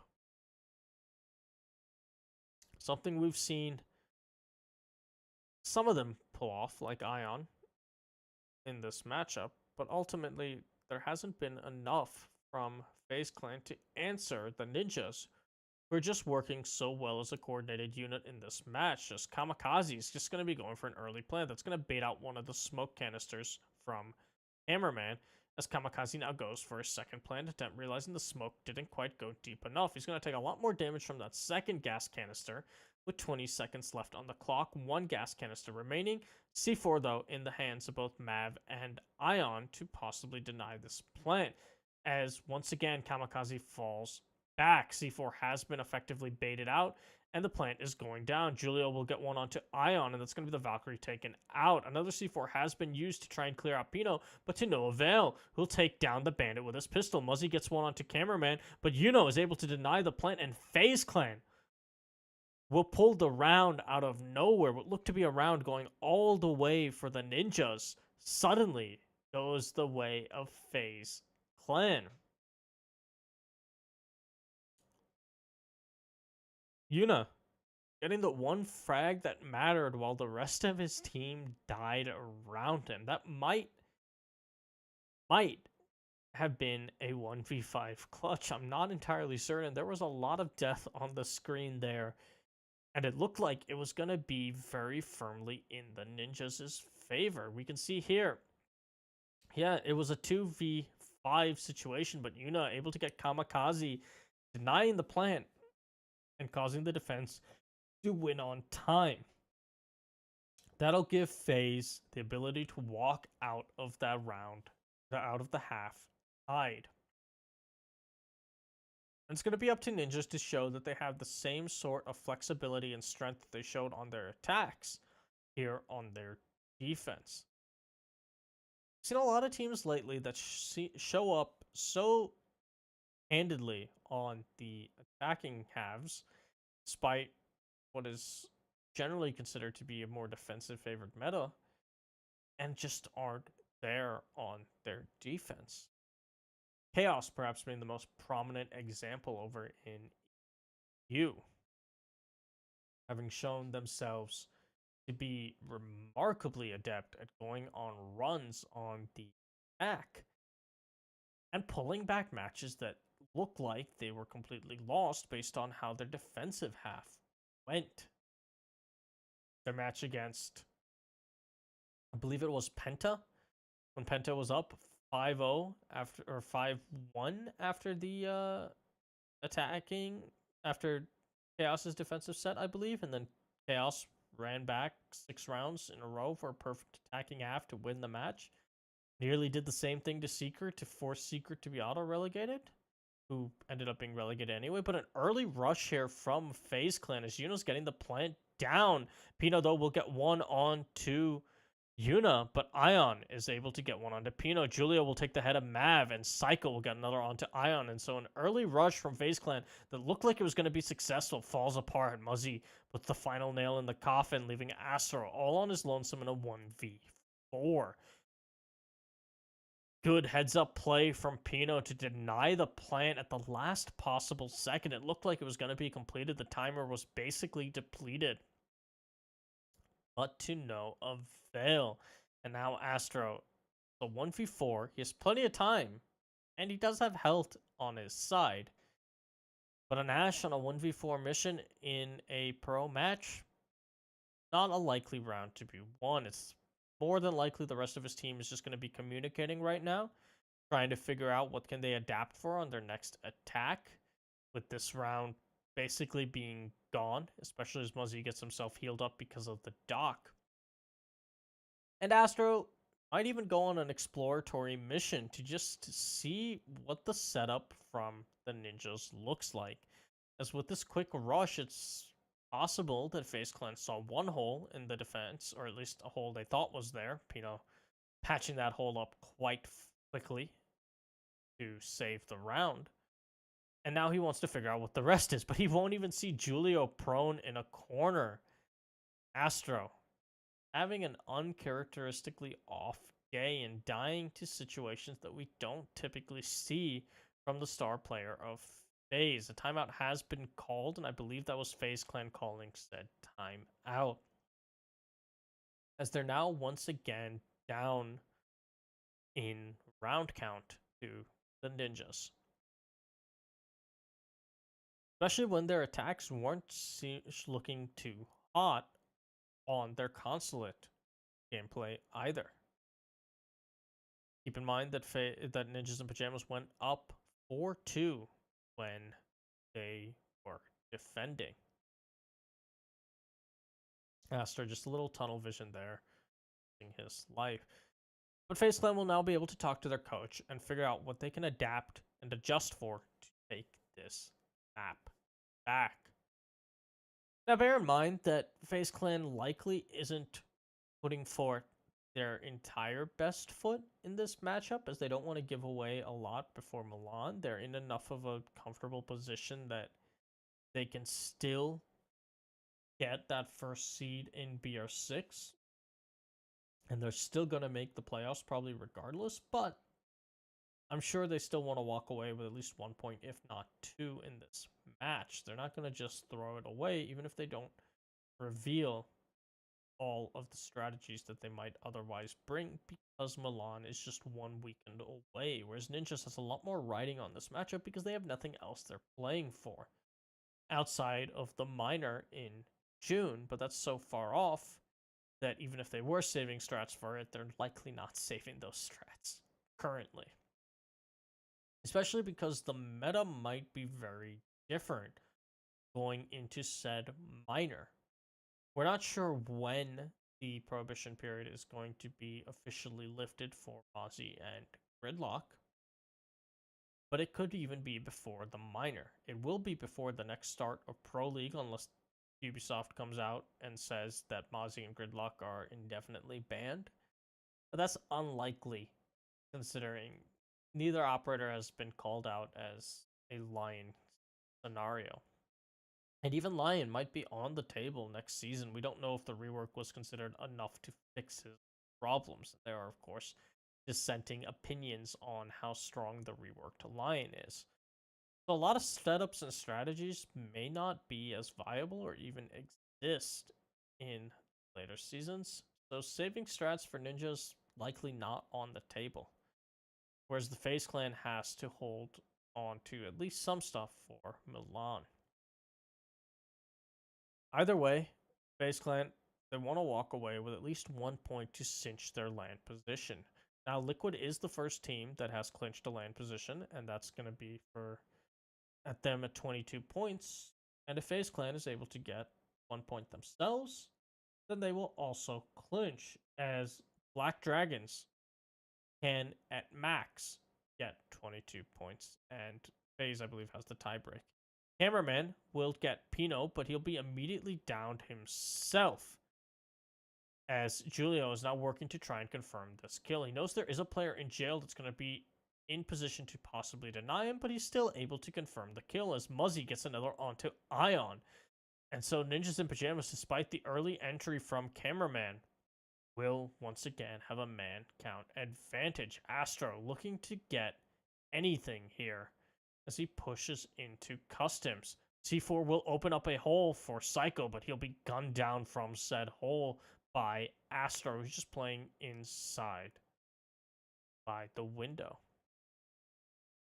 Astro checking the bottom of metal, but not checking for Yuna's flank as Julio pops up, take down the Thatcher. Mav tries to take down Julio, but to no avail. The corpse eating up quite a few bullets, leaving Astro once again in a clutch situation. It's a lot closer, though, as he was able to get 2 picks of his own, and it's now a 1-2, but he's extremely low on health at about 30 HP. Not even 25 HP for the Zofia. And she'll have to work her way through a gas canister and nitro cells. One whiff of the toxic babe is likely to take her out, and Muzzy is in great position to deny him from above. Astro is going to silently crouch walk his way into the back of Workshop, but the moment he starts planting, his position will be compromised. He's going to have to use that bait with the 30 seconds he has, but he's just going to start sticking it. And it did. Finally, he's just sticking it. And so Muzzy will be able to hot drop and take out the head of the Zofia. For a second there, it looked like Astro would have been able to get that plant down. But the ninjas were in position to deny. And they may have put it to the last second, but they were at least certain it wasn't going to be a fake at that point.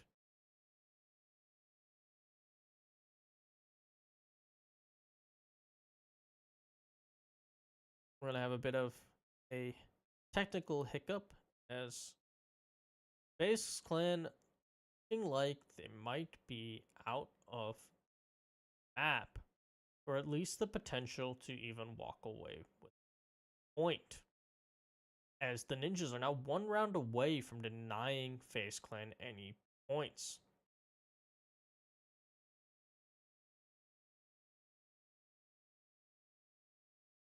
We've seen the ninjas show just an impressive amount of aggression. Every player feeling confident that they can take gunfights against Faze clan and win. And so far, they have taken those gunfights and they have won. Julio playing just aggressively inside of customs. and essentially by himself. He did have support from his teammates for a little bit, but his teammates died and Julio didn't. And he was able to swing that entire last round in the favor of the Ninjas early on without even Faze ever aggressing onto the site or the map control that you typically need above to take the site. Instead, Julio took the fight right to where Faze wanted to enter from, which was this custom side. And he won. And right now, that has been the story of this match. Ninjas in Pyjamas showing that every single one of their members is on tonight.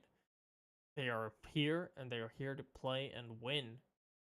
And they're winning those gunfights. They are winning their sets against Faze Clan. And Faze is going to have to tighten up if they want to pull this back with 4 rounds in a row necessary for them to walk away with a single point. They are going to be gifted a customs defense from the side of the Ninjas, which is going to be their best opportunity to try and get this run going. But will it be enough for Faze Clan? We're going to see the CCTV clear coming out shortly with 4 members of Faze Clan set up. Concussion lifeline going in as Ion rushes right in through the door. Pings are coming out, so he knows the positions of the 2 GIGN operators as he pushes in with his own FAMAS. Astro gets one onto Muzzy, but Psycho is able to get one onto Ion before being traded out, but actually by Ion himself. An even trade from the 2 players will give Faze Clan control of CCTV and a man count advantage. A good explosive entry into the top floor, and now they have the site control they wanted. Start pushing for this execute. They are still going to be wary of flanks, and without the Nomad available, they can't just set up an air jab and be done with the matter. But nevertheless, they are looking in excellent position. Cameraman and Astro playing up above, with looks like Mav and Yuna being the ones that are going to push into the site proper from jail. A couple bullets will ring out from the east stairs, but no member of the Ninjas in position quite to capitalize, as Mav will get a free kill onto Kamikaze. The smoke being called to assist his teammates, and to no avail. Mav just holding on to that angle with the buck, leaving it all up to Pino and Julio in a 2v4 clutch situation. But a lot of time has been lost for Faze. Despite their early explosive entry, they have not started on any sort of site execute or plant, and Astro will be gunned down by Julio as he drops the hatch, throwing away his life for naught. Shots are going to be ringing out as Yuno tries to go for the plant, and Mav is in great position to clean things up. He'll get one onto Pino, but Cameraman will actually be the player to finish off Julio. And Faze Clan will get the first round that they need. They need to get 3 more in a row to walk away with a single point and clinch their BR6 spot. Keep in mind that a draw, while it will deny Ninjas in Pyjamas the full 3 points, which is also still important for Faze Clan, as Ninjas are the closest team to usurping the Faze Clan members, it still wouldn't be good enough for Faze Clan, considering they are gunning for that first seed position, and Liquid is likely to grow their lead in this upcoming match against INTZ. And if Faze Clan can't even get a point in this matchup, and Liquid is able to get all 3 points from their match against Pain Gaming, then Faze Clan is going to actually be a game back from Liquid, instead of always being in this 1-game race between these 2 teams. And being a game back, extremely difficult position for Faze Clan to be in this late in the season, especially because they won't actually have a match against Liquid. Can't even make up the game that way. Their next 2 matches are going to be against Pain and Black Dragons, 2 matches that they are very likely to win. The Ninjas in Pyjamas match is their hardest matchup left in the season for them. So even a loss here doesn't spell any sort of significant doom and gloom. They are very likely to still make it to BR6 and probably make it as the second seed. But not walking away with a single point in this match means that Liquid will be pretty much uncontested for that first seed position. Because right now the race between the two teams is dead even. Astro taking about half his health down from, I believe, the run out from Julio earlier on, or possibly Muzzy peeking out from CCB. As Faze Clan, last time they attacked Armory, went for a very, very quick rush in from the back, and it did not work. Pino takes quite a bit of damage, I believe, from a nade from Buck, but the Doc is there to heal him up. Not the case for Julio, though, as Ion takes him down using that FAMAS. 980 rounds per minute, firing straight at the bandit, not giving the German any chance to survive. Muzzy and Psycho still trying to hold down CCTV as Faze Clan still haven't gotten control of this room. Psycho will make it even harder as he gets the trade onto Ion, but Cameraman is there to take down Muzzy and Psycho. Pino, though, will get one onto Astro, keeping things at a 2v3. Cameraman is extremely low on health, sitting at about 20 HP himself, with the rest of the members of both teams at full health. Two good operators on the side of the ninjas to try and clutch this up. But at the same time is all for Faze Clan right now, as they have a minute to work with for this execute. First time in a while they've actually had a good amount on the clock. They've really struggled in these late round pushes, and it looks like they might be stalling out again as 50 seconds to go, and the ingress still isn't coming out from Faze Clan. Mav is finally being called up top once again, but their positions are being given away thanks to the Evil Eye. Pino will have all the intel he wants to peek out onto the soft wall, but Cameraman is on the flank from behind. Pino, though, is ready for that as he guns down the IQ and then guns down Mav.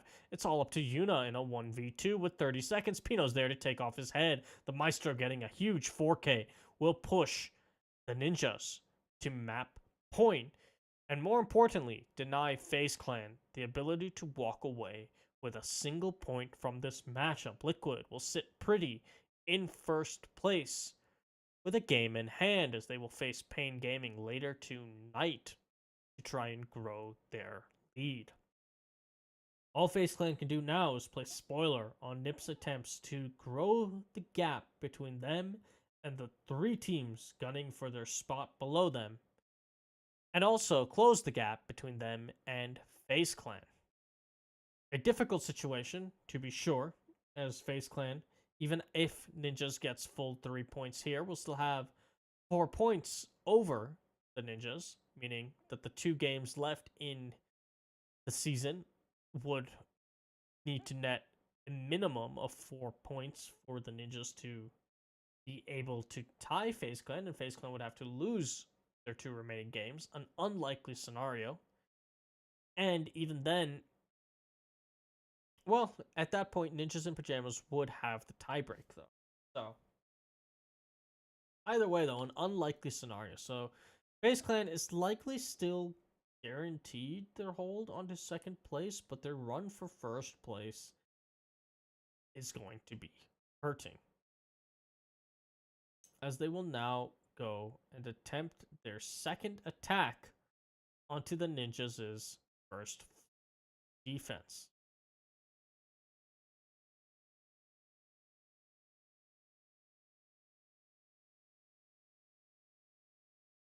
Once again, we have an emphasis on holding on to CCTV from the side of the Ninjas, and they've proven themselves successful in slowing down CCTV pushes and getting maybe 1 kill in the process, if nothing else. And they'll have to try and work with that. Mav, though, takes the head of the Valkyrie as she tries to deal with Cameraman taking down her camera. An unintentional bait likely from the IQ on the Valk's position, but Mav in good position to capitalize on said bait regardless, as the nade goes flying out but is unable to connect with anything but a sliver of Kamikaze's health. Ion now being the one tasked to clear out Armory. He'll light up Muzzy quite a bit, but cannot confirm the kill on the Bandit, who will just run away from the Armory wall, forfeiting control to Faze Clan with about 2 minutes left. Mav has taken a bit of damage himself, but nevertheless, man count advantage still firmly in favor of Faze Clan as they try and push this to a draw. They need to get 2 rounds here to walk away with a draw and deny Ninjas in Pyjamas a full 3 points. However, once again, time continues to tick down for Faze Clan. Half the round gone, and they have a little bit of armory control, but it doesn't even look like they've really pushed in. And Mav will get gunned down by Pino with an aggressive run out. Mav watching the angle, but unable to land any shots. Pino will get a second onto Astra, and the man count advantage is suddenly in favor of Ninjas in Pyjamas. Faze Clan just not having an answer for any of the aggression of the Ninjas, losing out on what seems to be every single gunfight they take.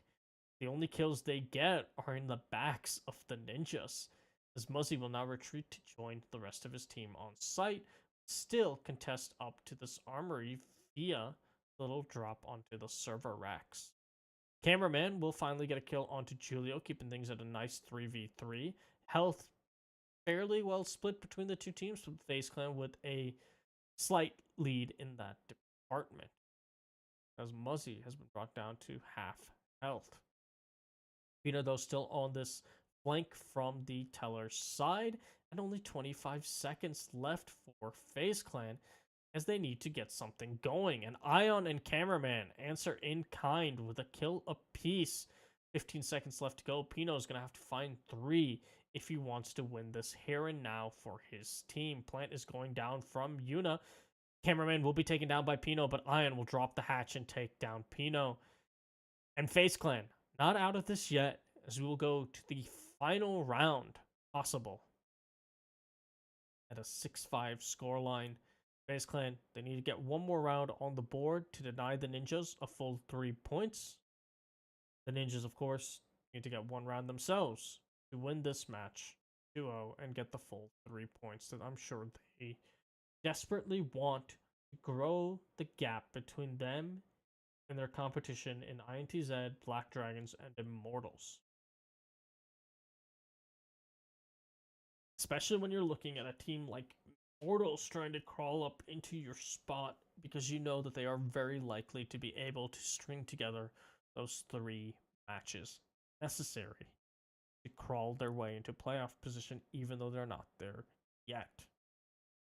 So there's a lot hot on the heels of the Ninjas. It's an important match for them to get all 3 points, especially because this is probably their hardest match in the upcoming.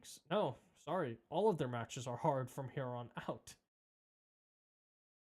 Their opposition probably has a little bit easier of games than they do.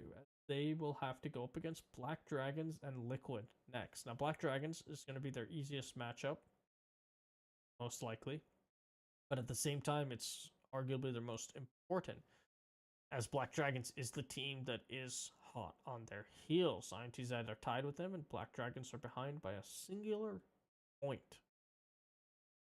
What that means is that match against Black Dragons, depending on how the match against INTZ goes, could change up the standing significantly if the Ninjas not win said match, and if Black Dragons is able to take their game against INTZ.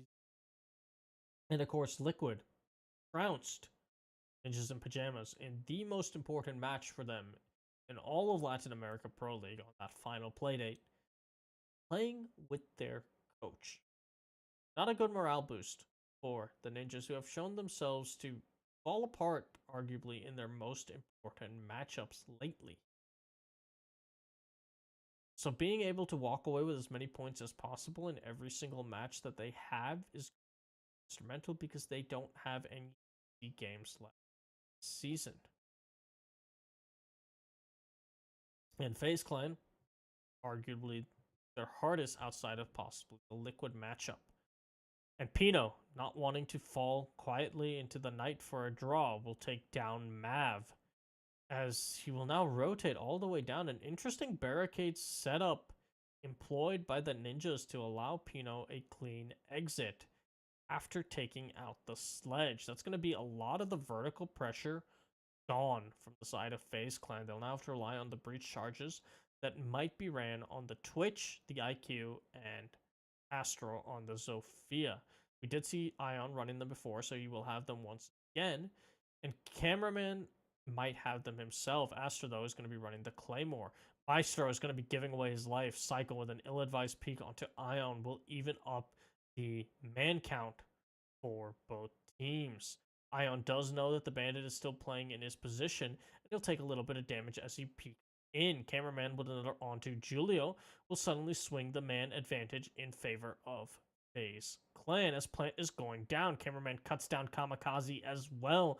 It's going to be a 2v4 retake scenario for Muzzy and Pino, the two youngest and newest members on the Ninjas. They won't be able to find anything as Cameraman gets 2 more kills. Faze Clan taking the final round, storming back 3 rounds that they needed in order to guarantee a draw, but weren't able to get the 4th that they might have wanted in order to walk away with a point. Ninjas, though, will walk away with 2 out of the possible 3 points that they needed in this hotly contested match, and that's going to make the scoreboard go as follow. Liquid sitting comfortably in first place with a game in hand, as they will play later today, at 22 points. Faze Clan at 21 points. No change from going into the matchup, and they still have not clinched their playoff spot as a result. Ninjas and Pyjamas sitting at 16 points, 5 points back from Faze Clan, and 2 points ahead of their competition in the form of INTZ. And finally, we have Black Dragons in 5th at 13 points, and Immortals at 10, Pain at 7, and Red Devils at 3. The Ninjas not getting the full 3 points that they wanted means that Black Dragons is still a game away from tying up scoreboard with the Ninjas. Not a position that they wanted to be in going into the matchup. And INTZ, of course, can't overtake them should they take a full 3 points in their next match. The one thing NIP has going for them is that the next match is going to be between Black Dragons and INTZ on June 9th. Meaning that, based on the outcome of said match, they will still likely hold on to their 3rd place position, depending on how tiebreak works. Dragons. And they're no longer guaranteed to be passed the way they were going today if they couldn't get a single point. But nevertheless, they walked away with as much as possible against arguably their toughest competition in Latin America. We'll see how Liquid shakes up with the roster changes that are coming in shortly. We're going to be going to probably about a 15-20 minute break now between the matches. Gives me a second to rest my voice, try and recharge, and then we'll be back with Liquid versus Pain Gaming. A redemption match for Liquid as their upset at the hands of Pain Gaming shocked probably everyone watching Pro League and denied Liquid their Milan run. The results also denied Liquid the ability to qualify for the next major. So they're going to be trying to get the revenge here and make sure there's not a repeat in BR6. Whereas Pain Gaming is going to try and make history happen once again. They aren't out of the playoff picture yet, sitting at 7 points. They could still potentially make it to playoffs. Red Devils are the only team that are out at 3 points. If they win all 3 of the next matches, they'd only have 12 points, putting them behind INTZ at 14, who are in place. Pain Gaming, should they win, will be at 16 points. Meaning, in theory, they could even tie up with Ninjas, and based on how tiebreaks work, they could take 3rd place position. Fundamentally, there's not much of a change between 3rd. So they're not out, but it's unlikely. And Liquid are sitting comfortable, guaranteed to go to the playoffs. And thanks to the outcome of this game against Faze, and based on how that things turn out with their match against Main Gaming, they could very well make it so that they are the likely team to walk away with that first seed. But anyway, I'm going to be going to my break now, as BR6 will go to its break, and we'll be back in probably about 15-20 minutes. Hope you enjoyed that first cast. I'll see you guys shortly.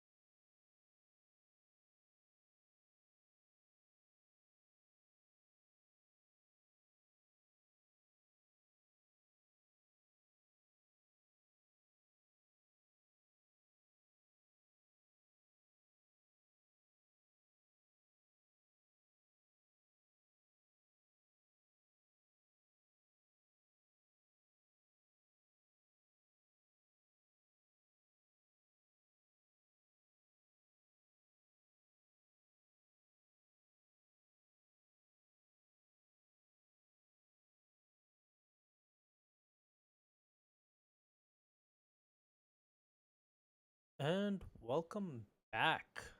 So we have Liquid versus Pain happening now. We're going to be getting into the map ban shortly here. Both teams have come onto the stage. Wasn't here in time to catch who Liquid's fifth man is going to be for this matchup, but I'm sure we'll find out shortly. The last time these two teams met was all the way back in December 2018. So, very different meta, very different rosters. I believe as a Liquid, they still had Gohan at this time, and of course they had Zig. So these two men changed for Liquid. Not entirely sure how much Pain's roster may have changed, but regardless, that was a 2-0 victory for Liquid on Bank and Clubhouse, 7-4, 7-5 respectively on those maps. Of course, things have been a bit different since then as far as LATAM Pro League goes. I touched on it quite a bit in the last game, but Pain had the upset over Liquid previously. So Liquid is looking for its redemption, and any points they get here will grow their gap with Faze. As they're sitting pretty comfortable right now. They have a total of 6 points over Nip now.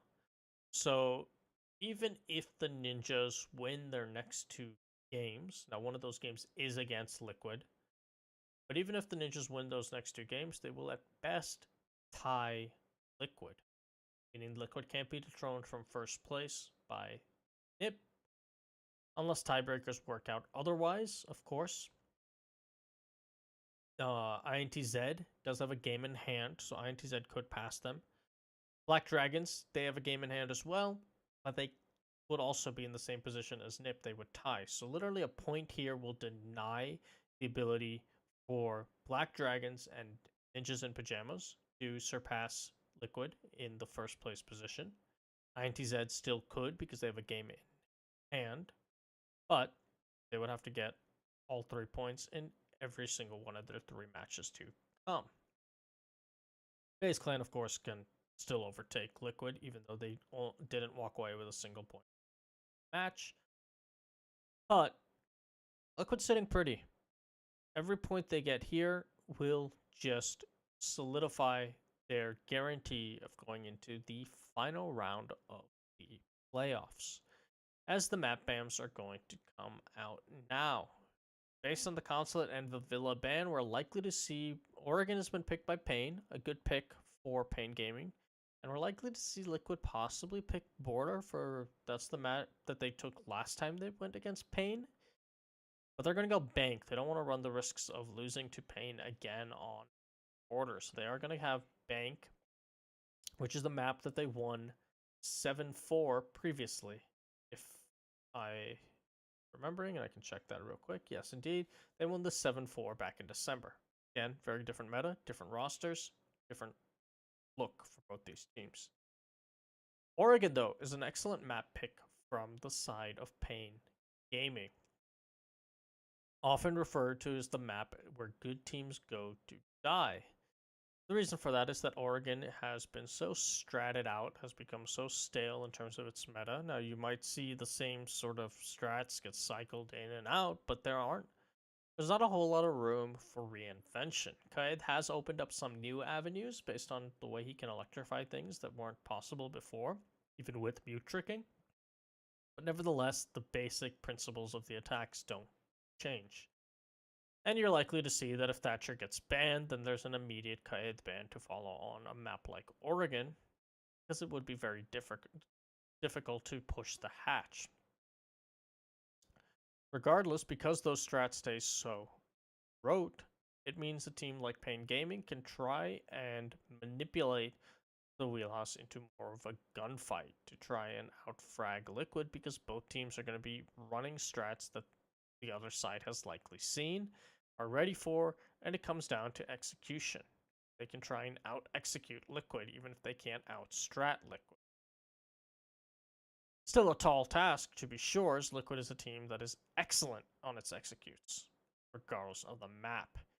Pain Gaming is going to start with that Thatcher ban. We're likely to see Liquid then ban the Kaid on their defense to try and not deal with that. Of course, on attack, they are going to take out the Glass, which is an operator that we do see quite a few members of Pain Gaming run. I believe we've seen GCR and Revolts in particular run the Glass a fair amount, and on Oregon, Glass can have a lot of impact, either pushing on the big window, pushing down the laundry stairs, and of course ruining any sort of kitchen 100%. Liquid won't ban out the Kaid. This could come back to be difficult for them as they'll take Echo out instead, removing that powerful anchor from the defense, still giving them the opportunity to electrify and take out the hatches. Pain Gaming now is left to try and figure out who they want to ban on defense. And they're going to take out the Maestro. So both of the beefy Intel operators available to the defense for their anchors have been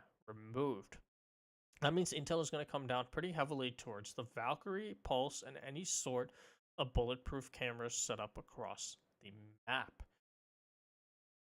It looks like Silence will be playing for Liquid in the place of Zig because of Zig's retirement. So the coach has been brought in as a player. We saw him have a pretty decent showing against Ninjas in Pyjamas. Of course, the rest of his team was just going nuts, and there wasn't really much that he had to do.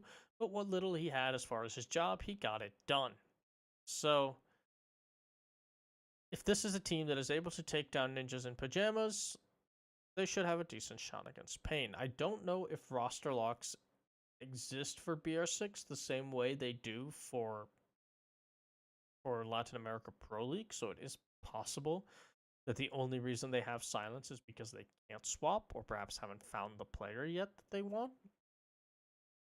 But it remains to be seen how exactly that works, because I don't know the exact rules for BR6 the way they exist for Latin America Pro League, where roster locks mean they could not get a new player. Now there are a number of players, quote unquote, available on the market inside of Latin America that can play that sort of support role that Liquid is lacking.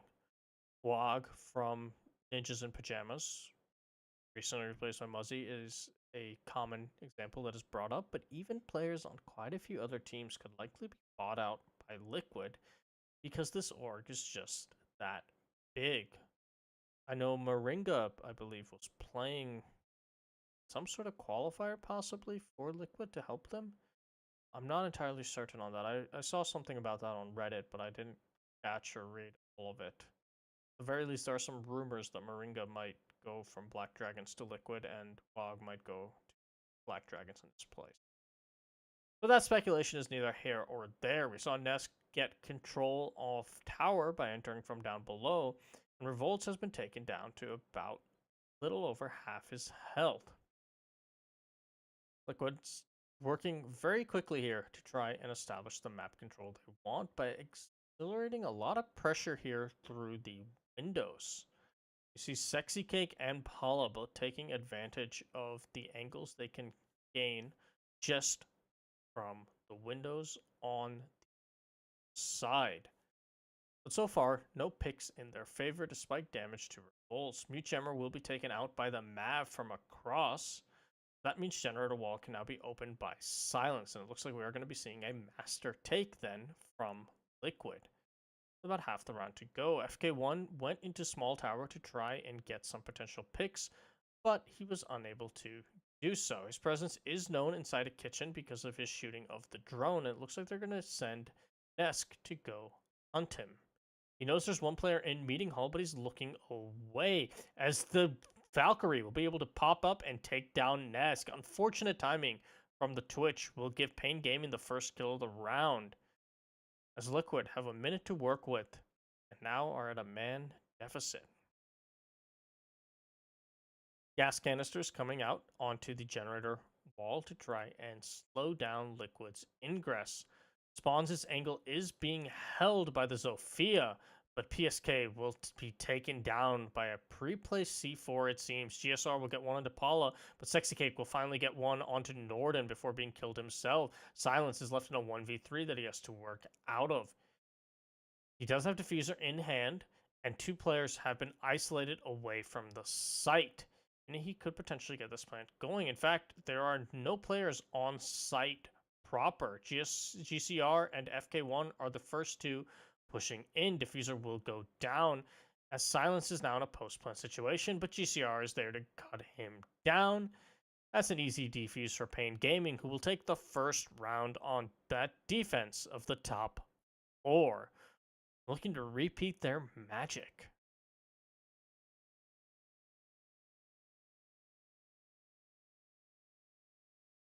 We've seen a bit of a happier, excited change in the Liquid mindset since PSK came back to this roster.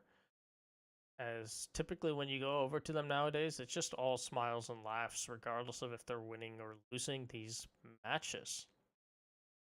The last game where they had Zig with his swan song being an excellent example of said match, as regardless of if they won or lose, they would just be running around having fun and laughing. And it's been a dangerous Liquid as a result when they are given that flexibility, that freedom.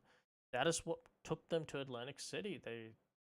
Every time you would look over to Liquid, they would be all smiles and laughs and just be having fun. And they're looking to recapture that because they do want to get back onto that international stage. They couldn't make it to Milan, as after the roster changes and dropping Gohan, they struggled for a while to find the new identity of the team. And it cost them quite a few rounds early on in their LATAM Pro League, particularly their game against Pain. Now, they seemed to come back to form toward the very end, but it was a bit too little too late for Team Liquid, and they're not going to be at Milan.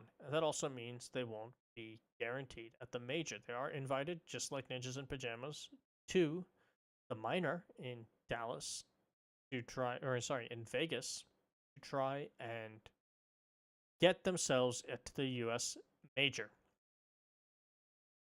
But right now, they don't have a guaranteed route in.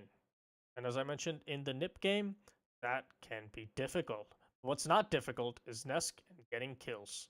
And he'll start things off this time with an easy kill onto the mute, a Nadegert pushing him out of position and likely something that would have taken down Norden anyway. But Nesk is there to gun him down with the SMG-11, so there's not even any potential trade for the side of Pain. Sexy Cake not able to connect any shots to the small holes he makes onto spawns, who will be able to duck away into Meeting Hall. Nesk now being tasked with holding down this tower flank, as Liquid are looking in excellent position to take this round and answer Pain Gaming's previous round.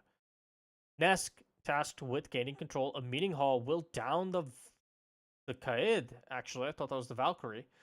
And GCR now on the ground, meaning that FK1 and Spawns will be called in to try and assist their teammate. Nesk gives away his position by opening up the door and then firing out some shots, but he's still not taken down by the Valkyrie, who he'll actually down himself. That's 2 players that he has downed, and now he's going to be trying to confirm at least one of those kills. FK1 is there to try and deny that, but Nesk will get him as well.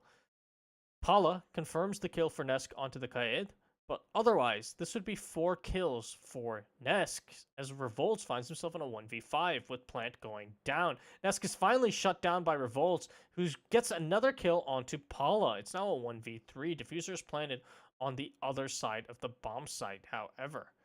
C4 is getting primed, but the Mira has been smoked off as the C4 goes out and will not connect with anything. Mira has to try and push up through the smoke, and it's to no avail as the Capitao will flame it out. And that is Liquid taking the next round. Ness going huge, picking up 3 kills, arguably 4.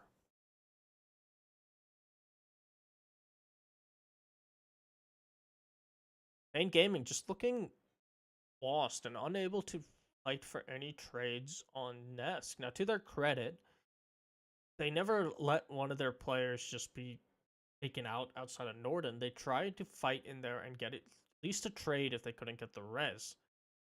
But every member that went up there to try and get said trade or res, it looked like the timing was just off for them to try and peek together. FK1 and Spawns were both up there to try and save GCR, but they could not peek together, and Ness gunned both of them separately.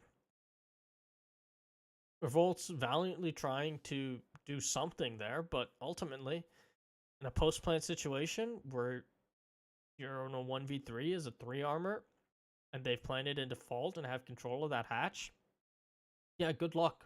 You're not pushing in, you're not winning that round unless the attack really falls apart. Especially when you have that Capitao available who can just cut off your rotate. Even if Revolt saw the flames and didn't go and die in them, he still wouldn't have been able to push. And at that point, there's not enough other rotates. It's likely the other push was also flamed off from the soft wall from the closet side. So his options become shotgun out next to the mirror, try and vault through that, get gun from the hatch, or rotate all the way through tower into meeting, hope you win 3 gunfights, and start the defuse as a 3 armor. Either way, it was a no-win situation for Revolts at said point, and Liquid easily cleans up their second round. Pain Gaming, though, are going to reattempt this basement floor, which is really what they have this investment in, considering how the ban phase worked out. They were able to get Kaid through even though there was a Thatcher ban. They even have a Mira still in play.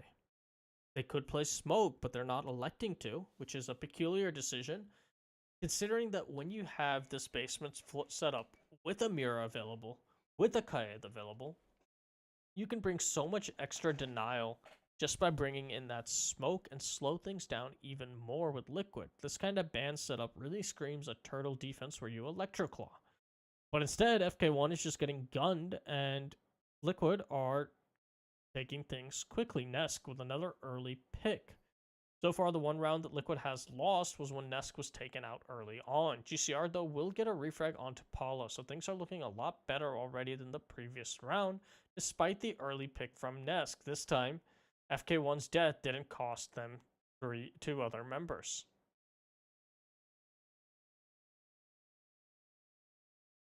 We saw Sexy Cake exchange some bullets with the Valkyrie inside of Kitchen, who will now fall back to meeting. So a lot of Pain Gaming setup is contingent upon being able to hold meeting and tower for as long as possible. Now, they've already forfeited, it looks like, tower fairly early on, although there might have been a player that's retreated back into it.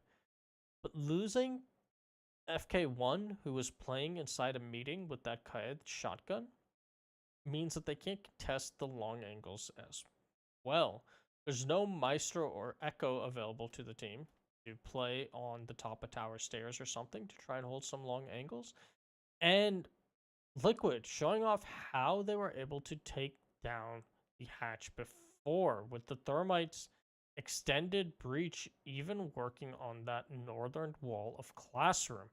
Now everyone's well aware of it working on the eastern wall that connects straight to the hatch, but the northern one is new to me.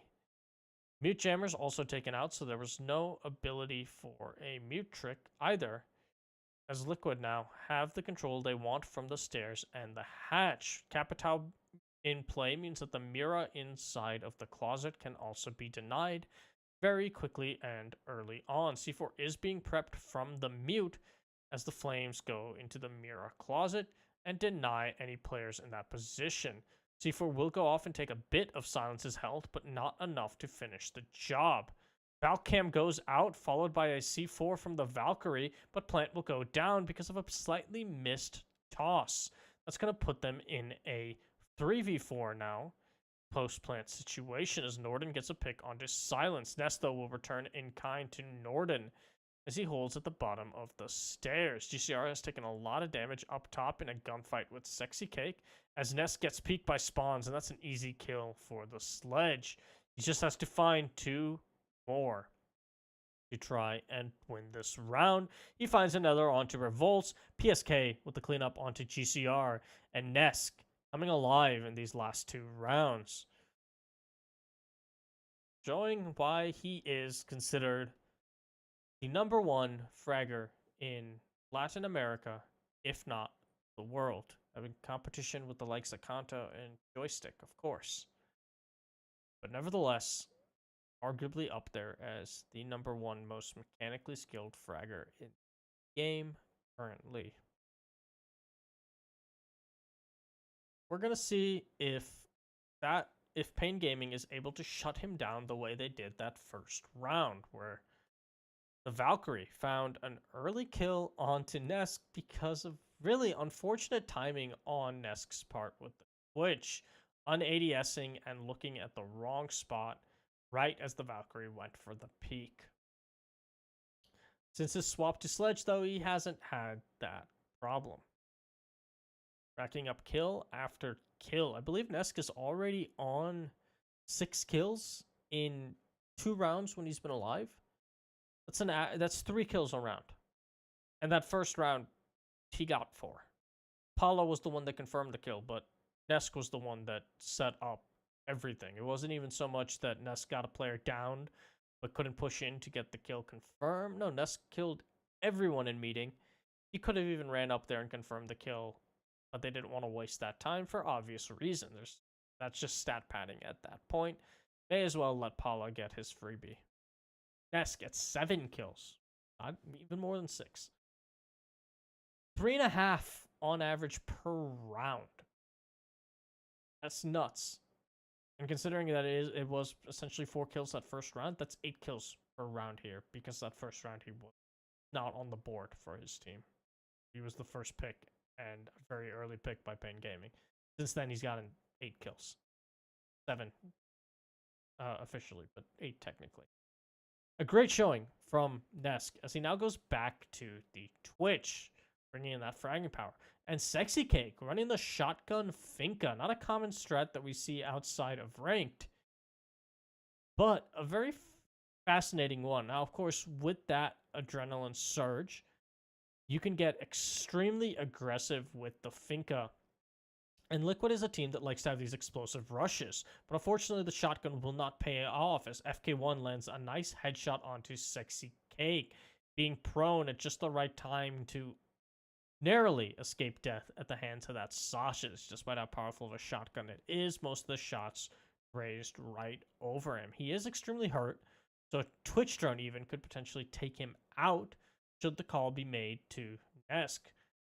But FK1, doing a great job so far shooting down the drones before they can get to position. And this is going to stall out Liquid's rush and push pretty effectively, as now without the spearhead of the Finka, they can't quite clear out the players inside of the kitchen.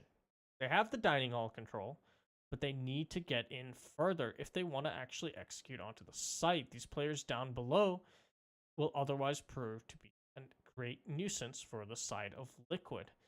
Gas Canister has been baited out by Paula, and PSK will take out the Valkyrie. So that's one of their C4s gone, as well as Spawn's ability to frag. GCR, though, will return in favor to Paula, but Nesk just sneaking in from behind. He'll see FK1 and take the head of the Jaeger, and he sees another player in the bathroom. That's GCR. He's going to try and get the kill here, but unfortunate timing on the look away means that GCR will walk away with a sliver of his health, but a shotgun to Nesk to take down the Twitch and deny Nesk the impact to swing the round in his team's favor. PSK and Silence, though, are working on this push. They'd opened up generator wall, and they have the control that they want. Plant is going down. This could happen, but Norden will be there to deny things, and GCR, getting his 3rd kill of the round onto PSK, will give Pain Gaming a tied game.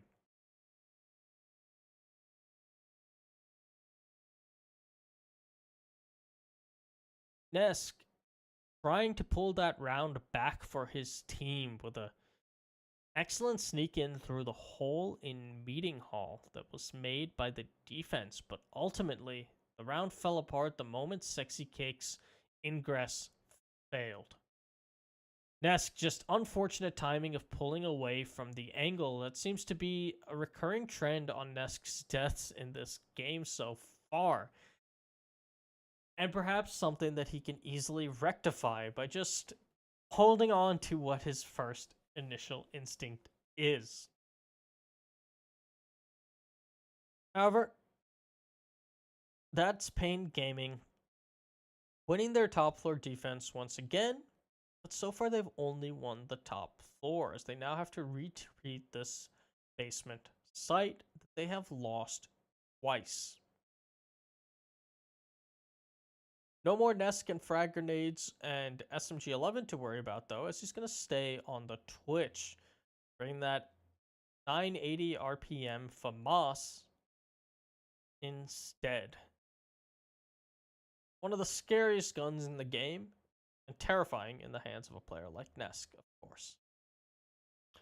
But Pain Gaming isn't letting that phase them. GCR in particular, showing up for his team when they need him to, and being the reason they won that last round. Nesk is once again going to be going for this tower side take. It's been his general approach in every single one of these rounds. Liquid just sends Nesk off on his own through the back. And again, players like Nesk, players like Kanto, players like Joystick are the players that you send off through the back, Hyper in NA, and say, hey, go do your thing. We'll give you some drones and see if you can get some picks and open up stuff from wherever. And Liquid in particular is a team that really relies on players like Nesk opening up a site. They're very good at finding what looks to be a weak point, a hole in their defensive setup of the enemy, and capitalizing on it. Now the question is, of course, they've lost Zig, who had been the IGL for this team, at least at some points. I don't know if he was for the entirety of the season, but I know he has been IGL for a fair bit. Silence is going to find the Starmite charge mute jammered, so he's trying to finagle it around to see if he can find the one spot that might be free, and he finally does.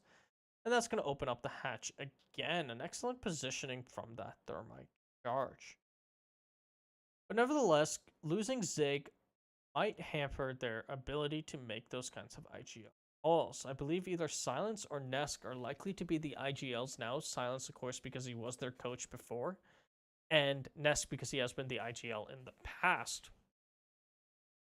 But we'll see if that's actually the case, as I'm not even sure Zig was IGL after Gohan's departure. Gohan, of course, had been IGL himself when he was with this team, but after his departure, I believe it went to Zig, but I'm not 100%.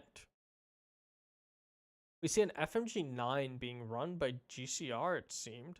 We only saw it for a second, but if that's the case, always a questionable decision to swap out your utility on the smoke, but I suppose when you have the shotgun of Norden and the shotgun of FK1, it's not as necessary. But at the same time, the MP5K is generally more reliable than the FMG. Silence, though, is able to get the plant right before losing his life, as Paula picks up 2 kills of his own, and Liquid finds himself in a 4v3 post-plant situation. Paula is extremely low on health, but I believe that was Meeting Hall cleared out, meaning that the potential flank from Pain Gaming, and it looks like they're going to stack for a 3-man flank for Meeting Hall, it's going to be a lot harder. Paula, wary of this potential Meeting Hall flank, is going to hold a kitchen rotate. There are 3 members of Pain Gaming trying to go for this retake. PSK will take down one of them. Spawns will return the favor onto Paula, and Sexy Cake will be down. So it is a 2v2, but there's no time left for the defenders. Ness will gun down one, and PSK will collect another onto Spawns. And Liquid will take the lead once more.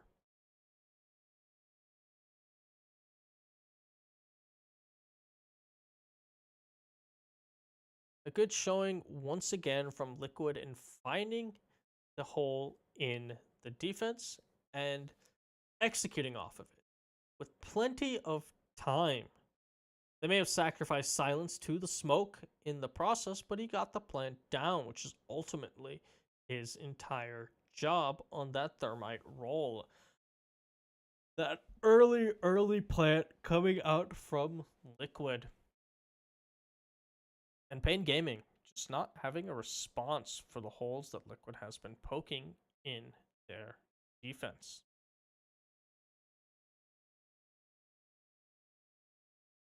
But they now have time to regroup and reassess. This is going to be a difficult position when you're Pain Gaming because based on the bans, you're relying on holding on to the basement. The Qaid in particular is supposed to deny that hatch for as long as possible. But Liquid have been destroying it very effectively just by opening up the north classroom wall. Now that is something that Pain can adapt for, either by shotgunning that wall or reinforcing it and getting an electro claw, which I believe you can position in a spot where it would get both those walls that border the hatch and the hatch itself. But instead, we're going to see the Qaid just get dropped from Pain's roster, which is the other approach for this hold. When the strat and the setup isn't working because the enemy has found a spot to open things up that you were hoping to hold on to, you can always just abandon that said strategy. And that seems to be the approach that Pain Gaming has employed. Electing instead to bring more intel and a ability to slow down the pushes thanks to this lesion. Liquid, though, have changed up their roster pretty significantly. Paula has been given the Twitch, and Nesk is going to swap onto the IQ. Sexy Cake once again returning to the Finca, and hoping to find a bit more success on his push than the last round. We'll see if he still is running that shotgun or if he's swapped over to the LMG that we see much more commonly implemented by the Fincas brought out in Pro League, regardless of region. The Spear, of course, not seeing a lot of usage because it's fundamentally just not a great gun. Low fire rate and low DPS gives it no real redeeming qualities other than perhaps controllability. But when you're playing Finca, every gun you use is controllable the moment you pop that boost. Once again, Liquid just having a very brisk take. We do see Sexy Cake with the shotgun once again. He's going to actually be the one pushing down the stairs and pop an early Finca boost as he starts to go into the fight. He's taken a lot of damage, and C4 just somehow not taking him out as Liquid is just ingressing all the way into the site. Sexy Cake will finally get the first kill of the round onto Norden before Spawns finishes off what little was left of him. Silence is starting to go for the plant as we find Paula in another gunfight. FK1 with one onto PSK, but PSK will return the favor to Revolts. FK1 with another onto Silent, but Plant has gone down. Spawns will get one onto Paula, but Nest coming in from the back. Plant is happening from GCR, though, and Nest is going to have to try and stop it. He gets the kill on the coverage, but is unable to find the kill on the Legion. And the defense of Pain Gaming will manage to claw away the final round of the half. What looked to be an impressive Liquid-style rush falls apart in the retake, as Pain Gaming are able to chew through the members and Nesk finds himself just too far off site to get there in time to take out the Legion. A valiant effort in the 1v3 as he gets 2 kills, but ultimately at the end of the day those are impactless frags as the Legion just sat on Diffuser and won out the round. However, we're now going to be going to the side swap, and Pain Gaming is going to have to show themselves more capable on the attack than they were on the defense, should they want to take their map pick.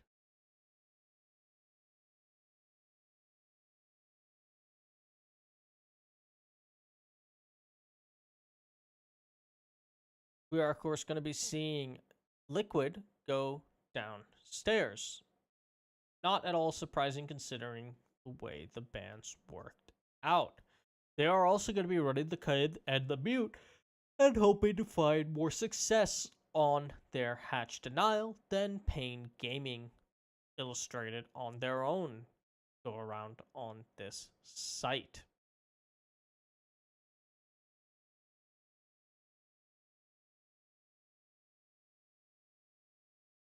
We're seeing a very intensive roam setup coming out from Liquid as they've already opened up both hatches in Meeting Hall. Nesk setting up cameras outside of tower for himself to capitalize on is likely going to be the player for whom those hatches were opened. A ARX Iron Sights being brought by FK1, not electing to run the ACOG, and instead of any other one-time sights, using the Bandit-esque Iron Sights that Nomad possesses. If the ACOG isn't what you want to run, then it isn't a bad option to run those Iron Sights, as they are functionally identical to Bandits, who has arguably the best Iron Sights in the game, and the only Iron Sights that really see a lot of pro play outside of the Bearing, and the Bearing sees it not because they're good, but because the Bearing, for whatever reason, has less recoil without a sight than it does with. That is something that one can test out and try for themselves. Even still, a lot of players will still use the Bearing with a sight because its iron sights are kind of atrocious. Or just go for the pistol if they want controllability. Pain, with a bit of a slower take than Liquid had, but ultimately still getting there relatively quickly, are looking for a way to take out the hatch. Now, they don't have the thermite, and the shotguns of the walls means that even with the thermite, they wouldn't be able to take out this hatch the way Liquid did it. They can't place the breach charge onto either wall. Nesk has taken a little bit of damage in an earlier gunfight, likely with player either on the tower, as Nesk and Paula are just going to be persisting in this Meeting Hall hole. They have been droned out, so we're likely to see players come in shortly to try and take them out, but Spawns, who's the first player to attempt it, will be taken down by Nesk, who lands another beautiful shot onto GCR through their own Hibana holes, and Nesk with his third onto FK1. It's Norden and Revolts left in a 2v5, and Nesk is just on fire. He sees another player, but Revolts will finally shut him down. 50 seconds left for Pain Gaming. Paula's position is exposed thanks to a Nomad charge, but Paula will still win out the gunfight with Norden, leaving Revolts in a 1v4. He will have to ace this round if he wants to clutch it out, an unlikely proposition with no time to his name. And he will have a bullet with his name on it instead, as Paula rounds things out for Nesk. The dynamic duo that Liquid was hoping for when they first picked up Paula to try and take some of the fragging roles off of Nesk, showing up big time in this matchup. It's something that I've touched on before, has been kind of hit or miss with Paula on this roster, as there are days when he just does not show up to help out Nesk, and then there are days when it just seems like Nesk and Paula are the ones getting every kill. Today feels like one of those days. As the rounds when Nesk starts things off, Paula is the one to finish it up. And that's going to give Liquid a 4-3 lead, as they now go up to the top floor. The Maverick is going to be abandoned from Pain Gaming, as they were unable to find a lot of success with the Blowtorch, not taking out the Kaid or even getting the hatch. And in fact, it looked like FK1 got extremely lit up because of said hatch from down below through their own Mav holes. Instead, Pain Gaming is going to be running spawns onto the Jackal to try and isolate and shut down Nesk. We do have the Twitch in place, so the Kaid, Electroclaw, or Mute Jammers can still be taken out, which is going to be important on this generator wall take, especially because they don't have a buck to open things up from below and try and remove Bandit or the Mute Jammers or Electroclaws of the Kaid. Instead, they have the Sledge go down or down to below, but he can't go up top. So, Sexy Cake being the one tasked with playing inside of tower as the Jaeger, and he's actually going to fall off almost immediately, just taking out a few drones, which can be important to get that early drone economy in your favor, especially if they were able to get a significant amount of other drones removed during prep. Mute Jammers on the stairwells are also going to hurt Pain's intel game pretty heavily, and that could put them in a very tricky spot. Sexy Cake is able to escape from his own tricky spot with just a fraction of his health. There are Jackal pings coming out on his position, but he's returned all the way to sight, making it extremely difficult for the Jackal or any other one of his teammates to capitalize on said pings. Especially when Sexy Cake has mirror windows that he can play around while being pinged. And Pain Gaming just struggling to find their avenue into the site. They've done a lot of damage to Sexy Cake during his run around the map, but outside of that, they haven't had the intel necessary to try and push anything. Paula playing inside of the bathrooms with this ACOG is a position we have seen Kaids play before on Oregon and find a lot of success aiming up through the hatches, through the floor towards the windows. Windows that GCR is now approaching as the sledge, as they only have a minute left. Now, he does have a position of one player pinged down. He's going to throw out a nade, and that's going to down the Mira. Silence has been down, and that information is likely to be relayed thanks to said drones. FK1, though, will finally finish off Sexy Cake, so that'll be the first kill of the round for Pain Gaming, as they have 50 seconds to work with. Silence still down on the floor, and Norden, generator wall, opened up in his favor. Silence continues to bleed out and is in a difficult position to recover, and GCR's second nade will finally finish off the Mira. Liquid finds themselves in a 3v5, but they still have control of White Stairs and are just seconds away from Nesk possibly retaking inside of Bunks, the two power positions on the site. But Nesk will get gunned down by GCR, leaving it all up to Paula and PSK. PSK gets flamed out of White Stairs. He tries to go for a nitrocell toss, but ultimately will die to the Capital Bolt before he can detonate it. The right call in the situation is that denial of the C4 was necessary. Try and swing this round back, but a poor read on how much damage the Capital was going to do.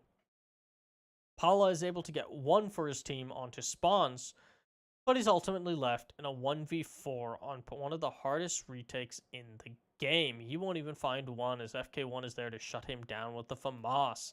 And Pain Gaming will tie things up at 4 apiece.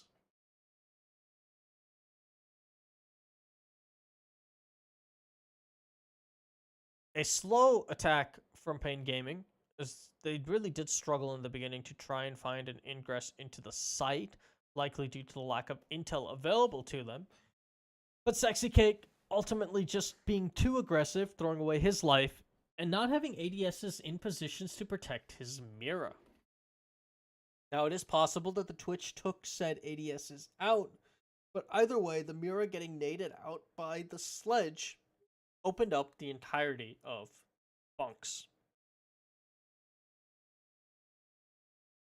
Had the Mira still been in play on Bunks, or had Nesk been able to retake Bunks, it's likely that round could have swung the other way, because Liquid did have time on their side. And holding on to that Bunks Mira and holding on to the top of White Stairs are the two power positions that one can play on the site to hold off even 2v5s. We've seen it happen plenty of times in Pro League before. That was not the case for Liquid, and they're now going to have to reattempt this top floor site. In a bit of an odd mirror of Pain Gaming, who won Nesk with 14 kills, having one hell of a game, and showing why he is one of the best fraggers in the world, just storming through Pain Gaming handedly. But regardless, Liquid are currently in the reverse of Pain Gaming, who won their top floor sites both times easily and lost their basement sites every single time. Liquid, on the other hand, won their basement site and have lost their top floor defense. So we'll now see if Liquid can rectify their mistakes and change the pattern, or if this is going to be a mirror And GCR is already setting up for a mirror nade, but Nesk, with an impressive runout, will gun down the sledge. His nade unable to connect with Sexy Cake up in tier 3. Good use of the Valk cams to play off of his own intel. Norden will get the trade onto Nesk, so it'll keep things at a 4v4. We've seen an uptake in aggressive Valkyries using their Black Eyes directly instead of having players relay information to them. In recent times, Waka in particular standing out during SI in 2019, as we saw him get kill after kill just capitalizing on his own intel. Psycho is another player that loves to do that with Valkyrie. Whereas the conventional wisdom is have your support player watch the cam and give you calls, but it seems that a lot of fraggers just feel more comfortable being able to do it all by themselves. And sometimes it works out beautifully, as was the case for Liquid just now. But it's still a 4v4. Thankfully, for Liquid's sake, they do have control of Tier 3, but Sexy Cake is actually going to vacate the top floor, finally, as it seems like he wants to aggress onto these Tier 2 windows. A potential risky play, as being gunned now would completely give away tower control to Pain Gaming, and Spawns is looking for that kill. Sexy Cake is going to retreat even further down the tower, as I guess the call has been made for him to just pull back to the site now, as there's only 30 seconds left for the attack to push in. Liquid still has control of all the power positions that they want. PSK on the roam down below to quickly retake White Stairs when necessary. As Silence sees two players lined up in front of him and he's able to down one, PSK is able to nitrocell the other, allowing Silence to get the shotgun finisher as he chucks out a nitro cell onto Diffuser. Spawns and Revolts will find themselves with no time, as Revolts will get one, but Sexy Cake is able to gun down Spawns, and Liquid will go up 5-4, regaining the lead once more. Pain Gaming is going to have to take the lead themselves for once if they want to have any hope of winning their map pick. And in fact, they're going to have to go 3 rounds in a row now if they want to win their map pick. Liquid, 1 round away from guaranteeing at least a draw.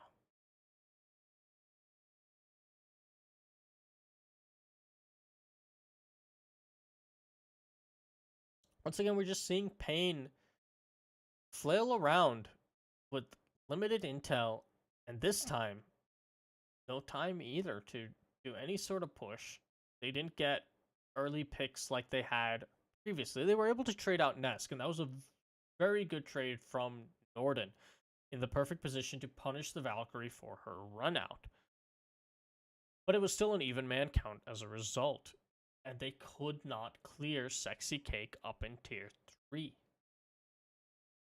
And ultimately, when you're now pushing into the site in a 4v4 with 30 seconds, no intel, nothing opened up, no picks, that's an easy lockout for any defense, but especially on a site like the top floor, Oregon. And Liquid, make matters even worse for Pain, now get to return to their primary bomb site of Laundry. And it's going to be up to Pain Gaming to show a different look than the previous time they attacked this site, where Nesk and Paula walked all over them, playing up in the meeting hall. You see one member of Pain Gaming that was already pushed into tower, Liquid not electing to exert any sort of presence on the tower side. A peculiar and difficult decision considering how much investment they have in Meeting Hall, and the pre-placed C4 is going to be recovered from Nesk as no players decided to enter in to Master Bedroom. But nevertheless, playing Meeting Hall without exerting any sort of control on tower or even trying to stall it could be extremely difficult. But Nesk is there to contest Attic at the very least, denying the sledge the ability to deny the Meeting Hall control from above. Nesk is going to give himself a rotate hole to escape as he knows his position is extremely dangerous, and he manages to retreat with his life. Things are still at a 4v4, but Liquid has lost 2 of their nitro cells. That's though at the bottom of Armory stairs, meaning he is in position to deny any play to the hatch, but it looks like it's going to be a back take from Pain Gaming. Spawns has taken quite a bit of damage himself, and Norden seems to be waiting for the call for when he can push to blue. There is the smoke of Sexy Cake set up though to deny his entire approach. Stuns will go out and try and blind the smoke, but to no avail. Sexy Cake with an easy shotgun kill onto the Thermite. But FK1 has worked his way all the way into the back and is able to gun down the smoke. Revolts with another onto Nesk, and things are in the favor of Pain Gaming. They still have a minute to work with and plenty of site control and man advantage. Spawns is going to increase that man advantage even further. It's all going to be up to the coach of Silence in a 1v3. He won't even find one. Spawns is there to shut him down with the FAMAS. And Pain Gaming cobbling together a round that did not look great for them just off of their pure fragging abilities and the map control they had. Nesk retreating out of Attic to try and run away with his life, but ultimately forfeiting all of the control to Pain Gaming. And once they had the tower and meeting control, they could go for that back push.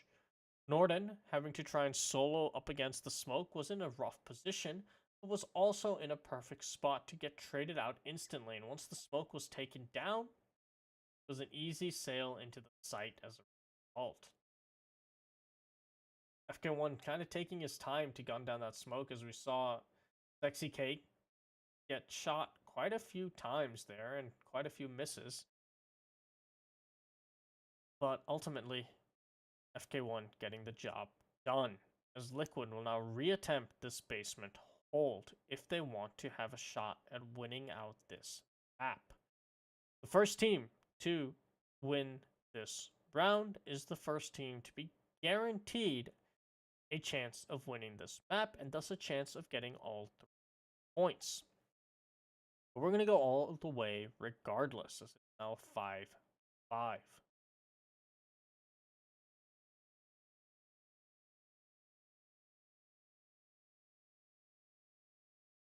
Liquid will be trying to tighten up a bit and exert more presence, possibly tower, as they forfeited tower extremely early on. And if Nesk hadn't been in position to, and that was a position he came to quite late in the round, relatively, to deny GCR's push into Attic, that meeting hall hold would have fallen apart a lot faster than it did. But it looks like this time they've learned their lesson and they've put Sexy Cake free, with Nesk having intel to play with for a possible runout. Spawns though does spot out the camera, so Nesk won't have any more intel for his power runout, and he's going to wisely choose just not aggress on it. He will, however, open up second window on Armory, give himself an angle later.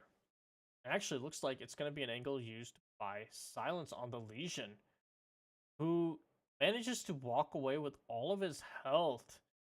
Looks like that was Bonds missing every shot, but GCR won't miss his nade onto Sexy Cake, and that's the Jaeger, worrying about grenades and taken out. Nesk, unable to connect enough bullets with GCR, will take the sledge down to about half his health. Silence, though, with an excellent flank, as Paula will gun down Revolts, the two working in tandem to bring things back into a 4v4, and that's the Capital off of the board. That is your smokes and your fixating bulls that have proven oh so useful on any of your possible site takes before, completely gone. And Spawns will make sure Nesk is also gone to keep things in Pain's Gaming favor, at least as far as man count goes. Attic control and tower control has been forfeited, putting Paula and Silence in a difficult position, and that's going to prompt Paula to rotate back. They have a minute left as they now try and hold on site. Silence, the last member left inside a meeting hall, to punish any unaware attackers. But it looks like they do know that there might be a player playing behind sandbags, as they are pre-aiming the location. Stun grenades will fly out, but Silence is able to down out FK1 and finish him off. He's going to be killed during his reload animation here, as GCR casually walks up and keeps the man count advantage in Pain Gaming's favor. Liquid finds themselves now in a 2v3 with 35 seconds left on the clock. for this hold. And Gaming looking to push this to map point for themselves and win on their map pick. Gordon's position in blue has been compromised thanks to the goo mines, and a Twitch drone might have taken out that mirror window. It was kind of hard to tell, and it looks like it did because PSK has fallen so far back. He's going to prep on Nitro Cell. Time is in the side of Liquid right now as 12 seconds left. Paula will take the head of Norden, and that's the diffuser down. C4, though, will wail errantly as GCR gets the kill on Paula. PSK1 is able to get GCR, but PSK1 also falls up onto spawns. And Liquid will be the first to push this to match point and guarantee themselves at least this map and deny Pain Gaming the chance for all 3 points.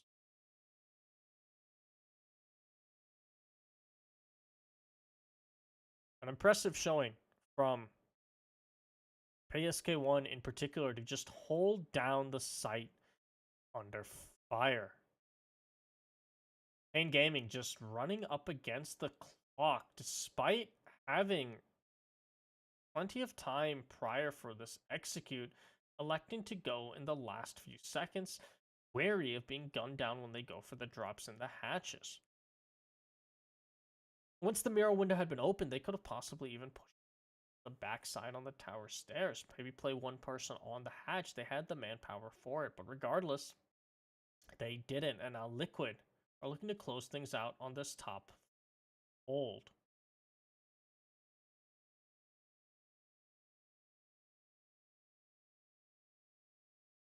Pain Gaming, if they want to have any hopes of,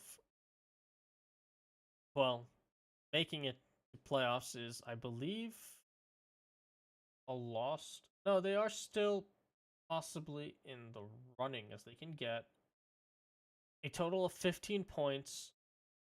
Should they get 2 points here? If they want to do that, they're going to have to walk away with at least this map round right now. 15 points will put them just above INTZ, but it will still keep them back up just. Of course, assuming that actually they might be completely denied the ability. If they can't walk away with at least 1 point, they're going to be mathematically eliminated, I believe. Because INTZ and Black Dragons mean that INTZ is guaranteed at least 1 point to get to 15 if Black Dragons doesn't get 2 points, which would also get them to 15. So, Pain Gaming, they weren't really in the playoff race. They're more in the escape auto relegation race right now with a good 4-point lead over Red Devils. But if they want to have any shot at making playoffs, they have to win this round. Losing this round denies them the ability to get 2 points, which denies them the ability to make playoffs.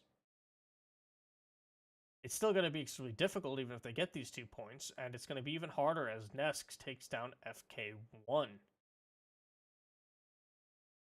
Sexy Cake still playing up inside of T3, and we've seen a lot more emphasis on these tower holds in these later rounds from Liquid as they realize how intrinsic it is to Pain Gaming's attacks. The Nomad being taken out is also going to allow Nesk to roam about more freely on Valkyrie. But Spawns will silence. And that's the Mira taken down once again.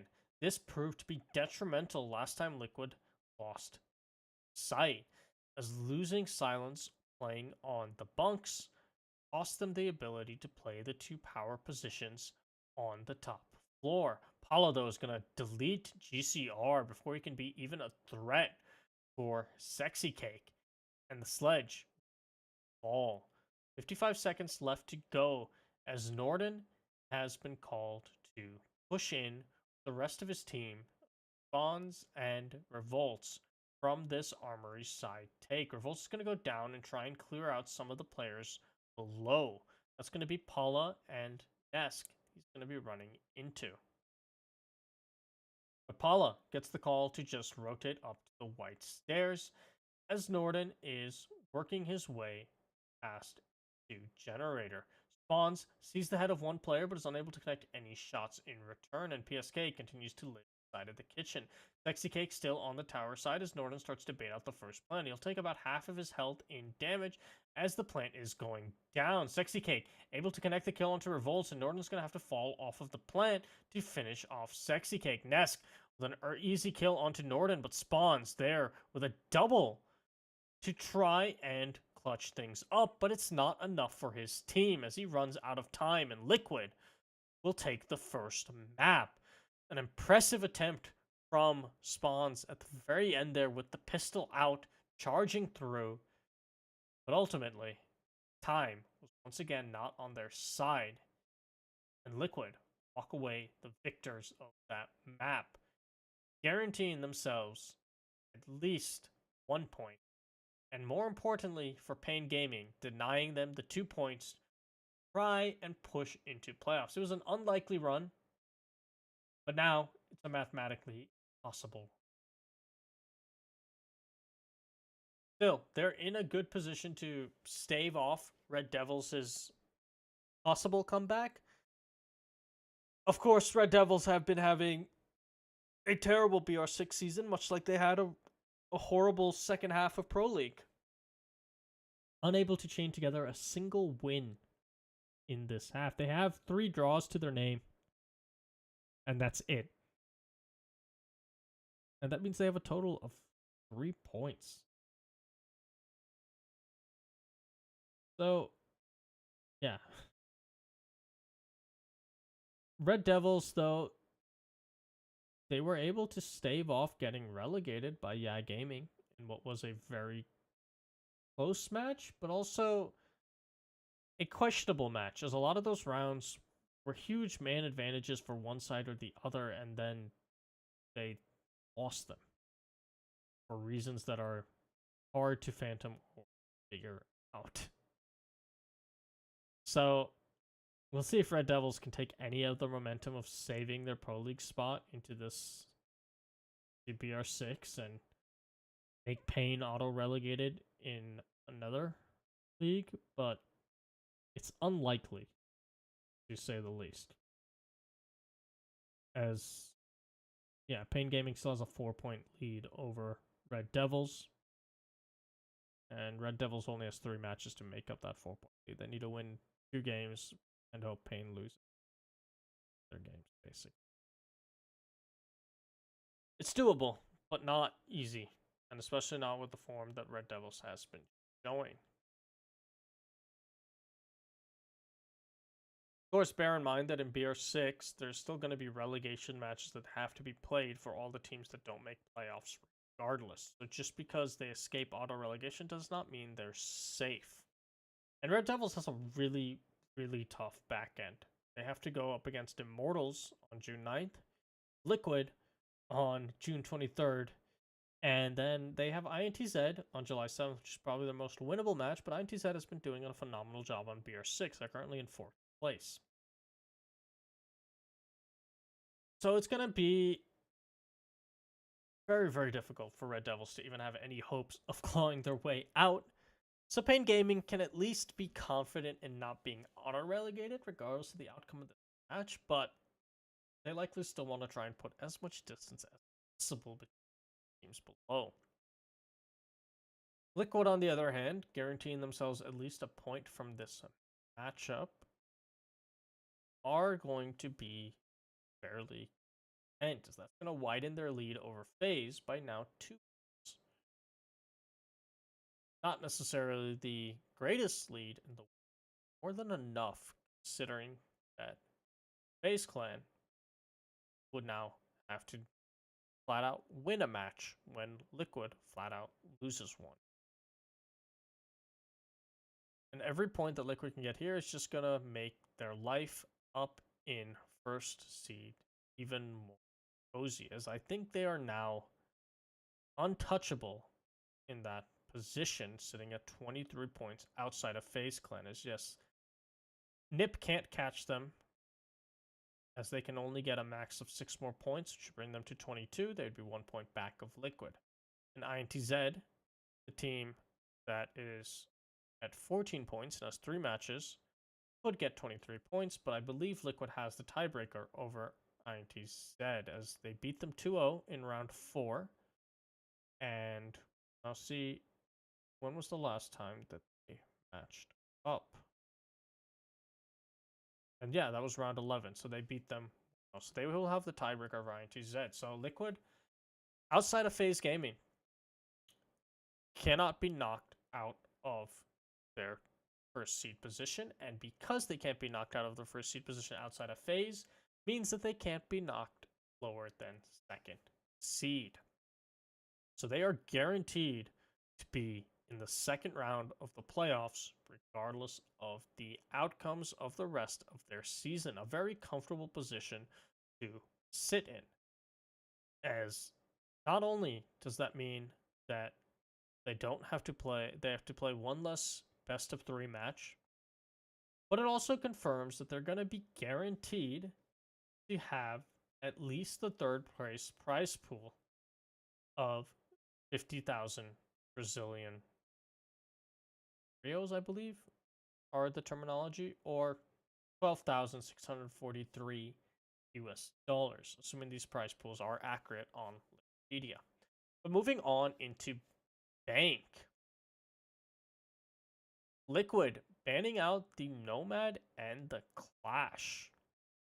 Or sorry, Pain Gaming being the ones to ban out the Nomad and the Clash. That makes a lot more sense. We've seen Liquid really love to run the Clash in a lot of different strats. So once again, that Clash ban is going to try and make things a little bit easier on Pain, as they won't have to deal with possibly Sexy Cake roaming around with that shield and feeding intel to his teammates. Instead, Sexy Cake is going to be on a Never shield of the Monty.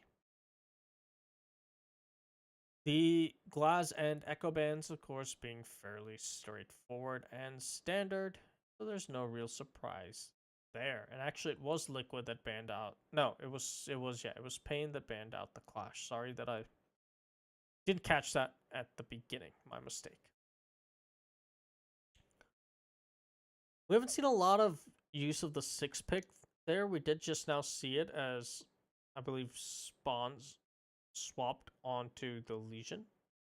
But ultimately, neither team really taking full advantage, which is something we see a surprising number of teams do, and it's a questionable decision because you are giving up one trick in your sleeve, so to speak. Sure, the 6-pick may not do a ton for the teams. You will drone out early on, but nevertheless, a 6-pick always going to be at least one member of your roster that is unknown to the team, at least until the drones come out or they're spotted on cams or something. Especially when you have operators like Castle that can be brought out and completely catch a team off guard. But speaking of being caught off guard, Paula will lose about half his health to a spawn peak. I believe that was from GCR on the Legion. He hasn't lost his life though, so the Thatcher will still be in play, which is going to be extremely important for trying to get these hatches. The Kid is going to be electroclawing on this basement hold.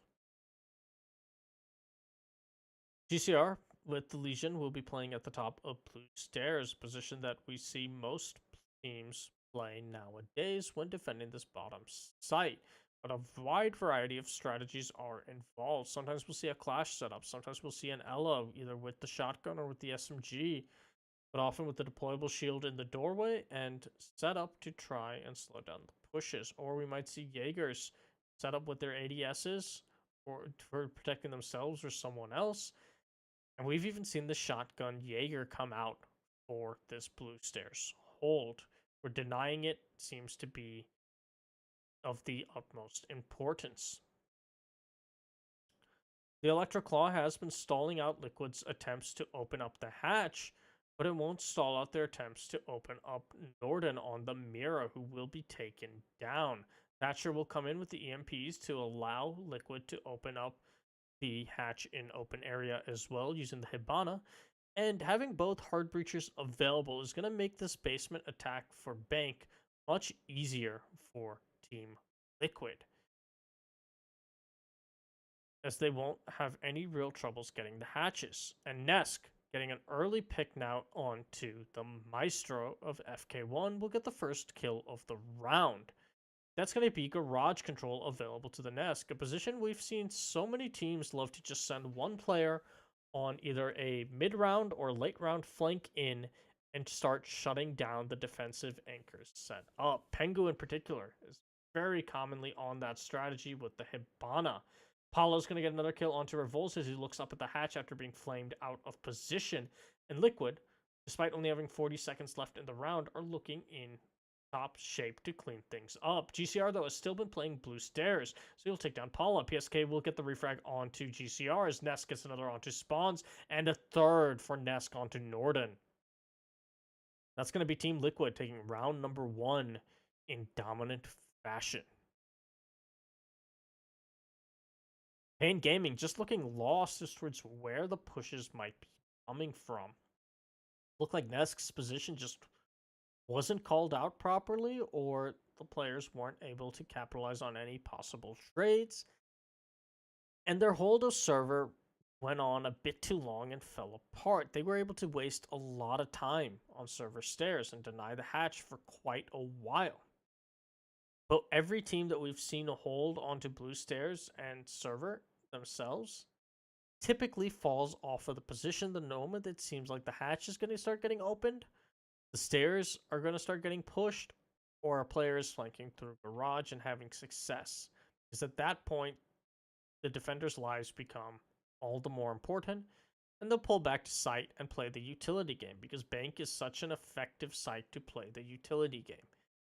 But that's not something Pain is electing to do at all. They won't even run the smoke, and they've now dropped the Mira. The two ops most intrinsic to holding the utility game for this basement site.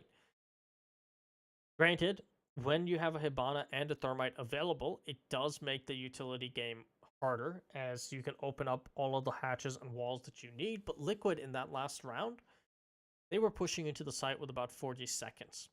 Had a smoke been in play, that push for Liquid would have become tremendously more difficult. Regardless, that was the previous round, and we're now going into their second attempt, which is going to focus more on just raw intel, which is the other thing they were extremely lacking on that previous round. They didn't seem to be aware of where these pushes were coming from and how. So now they have the Maestro, the Valkyrie, and the Pulse to give them that information. And they have a lot more of a roam presence. Nesk is going to be tasked with the roam clear, pushing in from up top to start things off. He's by the banana hallway and now pushing through elevator as he tries to find out any roamers that might be set up. He has drones going out in front of him, something Liquid has shown themselves to be quite competent at, is droning in Nesk and letting him go crazy. In gaming, will have to prove that they can adapt and adjust to Liquid's level of coordination and drone work, as Nesk has now worked himself onto the main stairs and holding any potential flank from small skylight stairs on towards the elevator side or open area side, effectively bifurcating part of the first floor, excuse me. Jaeger's position has been compromised from Pain Gaming, and Nesk will capitalize and take down GCR. That's the main roaming presence for Pain Gaming taken out with about half the round to go. He was able to waste some time, but open area will now be opened up, and we'll see if it was enough time for his team. Norden, with a good pick onto Nesk, will keep things at a 4v4. Pulse capitalizing on his own intel, knowing the position of Nesk, and landing a beautiful headshot. He knows that there's another player playing by the hatch, and he's going to relay that information to the rest of his team. That's going to be Sexy Cake up inside of open area, playing on the red hatch, as PSK and Silence work their way through the server side. Sexy Cake now looking through the office hatch, trying to lock down the positions of these defenders who have been pushed back. We see FK1, though, playing this very long angle with his Maestro ACOG all the way from garage. This angle, if Liquid does not have a solution for, can prove detrimental to their push, as we've seen a number of teams just get gunned down, funneling in through the door and trying to plant on default, or funneling in through the vault and trying to plant on default just because of a single Maestro. Sexy Cake tries to hot drop, but Spawns is there to shut him down, and he'll find absolutely nothing. In Pain Gaming will go up 4, and now 4-2, and now 4-1 as Spawns gets a Nitro Cell and another kill of his own. He'll get flamed down by PSK from the game grave as Paula picks up another kill before being finished off himself. And Pain Gaming will answer in kind to Liquid's push, which really started to fall apart as they could not clear out the Electro Claw set up on default wall. We saw Silence try and rush in through the door into the site, but he ultimately exposed himself pretty heavily in the process, and there was no potential for a refrag on that C4 that was tossed out to deny him. PSK tries to, but when he's also funneling in through the same door, he's not going to accomplish anything. And Paula can only flail in the wind for so long before he gets shut down running into that gauntlet. And Gaming will now go up to the top floor, where they're going to be running the castle setup to deny players of Liquid from just having a field day from the windows on the west side of Bank, overlooking the lobby. Now, we've seen on Liquid, Sexy Cake in particular really loving to play that position. And we'll see if he still sets up there once again. They've put him onto the Zofia role instead of the Hibana, knowing that they won't be attacking the basement anymore. So that might be how they choose to set him up and play him. As Nesk is now going to go over to the Sledge once again, the role that he had a lot of success with on Oregon. Now, they're not attacking the middle floor, which is where the Sledge will probably shine the most, as he doesn't have the verticality of a Buck just to open up stuff from below and force these players out of positions. Still, a player like Nesk, you're typically just putting him on his role that he's going to be able to frag out with, and he's shown that Sledge is the operator for the job. Since Ashe lost her ACOG, we haven't seen Nesk play nearly as much Ashe. And a lot of that, I think, has to do with his playstyle. He is very much a player that likes to take up those long angles, especially early on. He'll take quick map control to give himself a long angle and get picks from it. We don't see him typically being an extremely aggressive in-your-face early on in the round, making that ACOG extremely important to a player like Nesk. And losing that on the Twitch means that he has to swap over to operators like... losing that on the Ashe means he has to swap over to operators like Twitch and Sledge. And speaking of a slow start now, Liquid, with about half the round gone, have done a little bit of damage to FK1, but nothing else in the terms of either map control or kills. Sexy Cake's parkouring of his drone will get spotted out very quickly by FK1, who will take it out, but Sexy Cake will return the favor by taking down the Maestro. And that is the opening pick that Liquid needed. FK1 just being way too aggressive there at the top of Banana. He had time on his side, he was in a good position, and he still peaked everything against Sexy Cake, who has shown himself oh so proficient at that repel. The east wall has been opened up towards Square Skylight, allowing Silence's entry for default plant when they should be able to clear out the defenders on site. And Silence is going to get the first pick in that process onto Norden. He tries to get another through the wall, and meanwhile GCR has been downed. Pain Gaming not looking good as Silence is able to confirm his kill through the wall onto GCR. A good wall bang as he now goes for default plant. Spawns is still inside a janitor closet, but it's been reinforced, so he can't deny the plant just through janitor. He does throw out a nitro cell, but it's to no avail. He won't even connect with anything as PSK will take him out and take out Revolt shortly before. Liquid going up 2-2-1.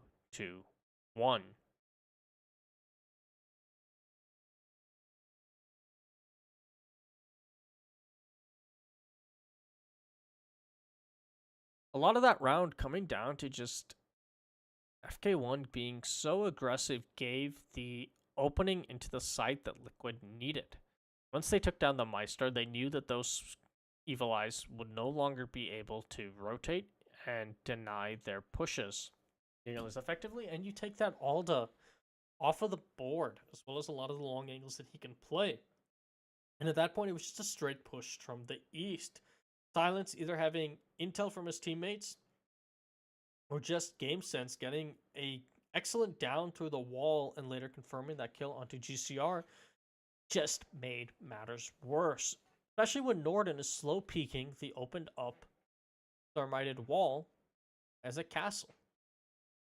That's an easy kill, especially on land where angle holding becomes so much more effective. Slow peeking around corners without peeker's advantage is a death wish. And even worse when you have a slow firing gun like the UMP. So questionable decisions there from Pain Gaming on when and why to take certain engagements, costing them their chance at taking that round. They're going to have to shore up their play on their second go at the top floor. But rather than shore up their play, GCR just going for an early spawn peek. He will not connect with anything. No players of Liquid coming anywhere near his position. He's going to fall off of the open area. Sexy Cake is now going to be on the Ash.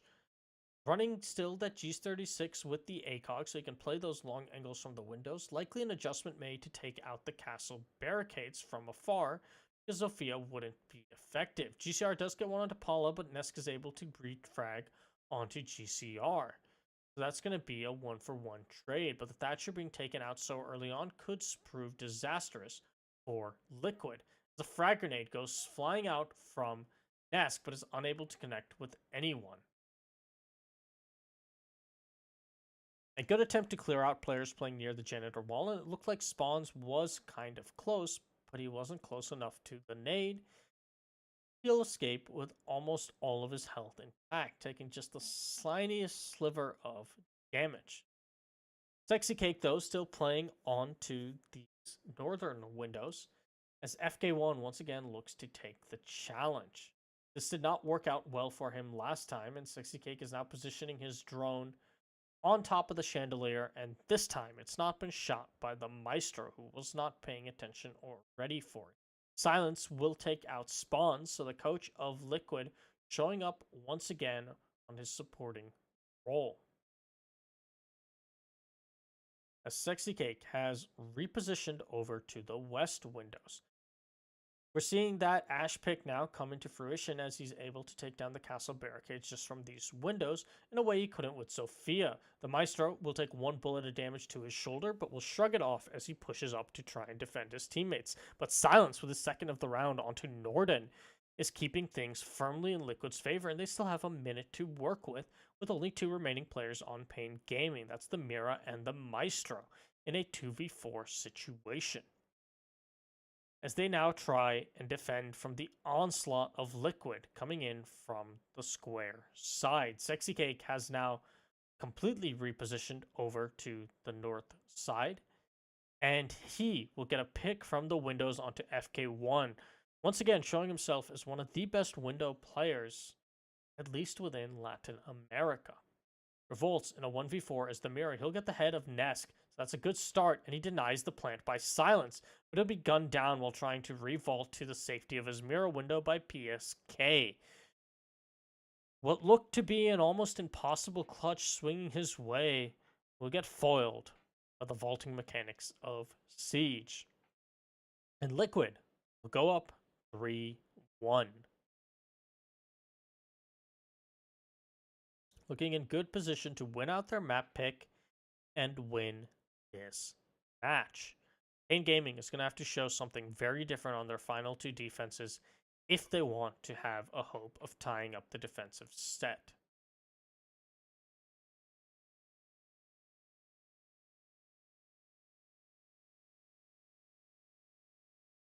They are able to go back down to the basement now, though, which is what they're going to choose to do.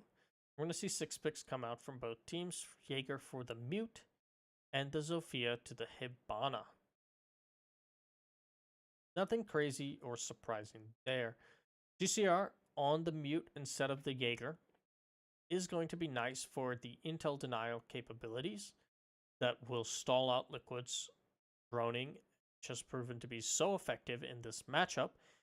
And at the same time, baiting out the Jaeger might make Nesk slow down with his frag grenades, waiting for someone to try and clear out the utility via stuns or possibly a Thatcher EMP. So a good 6-pick from Pain Gaming to try and make Liquid a little bit more hesitant. But will it be enough as we once again see Norden just getting extremely aggressive? He has GCR here to support him, but they've both been drowned out by silence, meaning that Norden has to immediately fall off of his aggressive peak attempt and push into open areas. Pre-fires coming out from spawns, almost taking off the head of Paula, but ultimately being a second too late to get the Thatcher. As Liquid have already worked their way into the first floor. GCR does have a lot of intel to help him defend these blue stairs, and as the mute with the shotgun, he's very well equipped for this position. The last time we saw Liquid not even try and aggress on server stairs, the Valcam will be spotted out. That's taken out fairly efficiently by Thatcher as well, who will now remove the Electroclaw placed by Revolts, meaning that server hatch can be opened once Silence in position.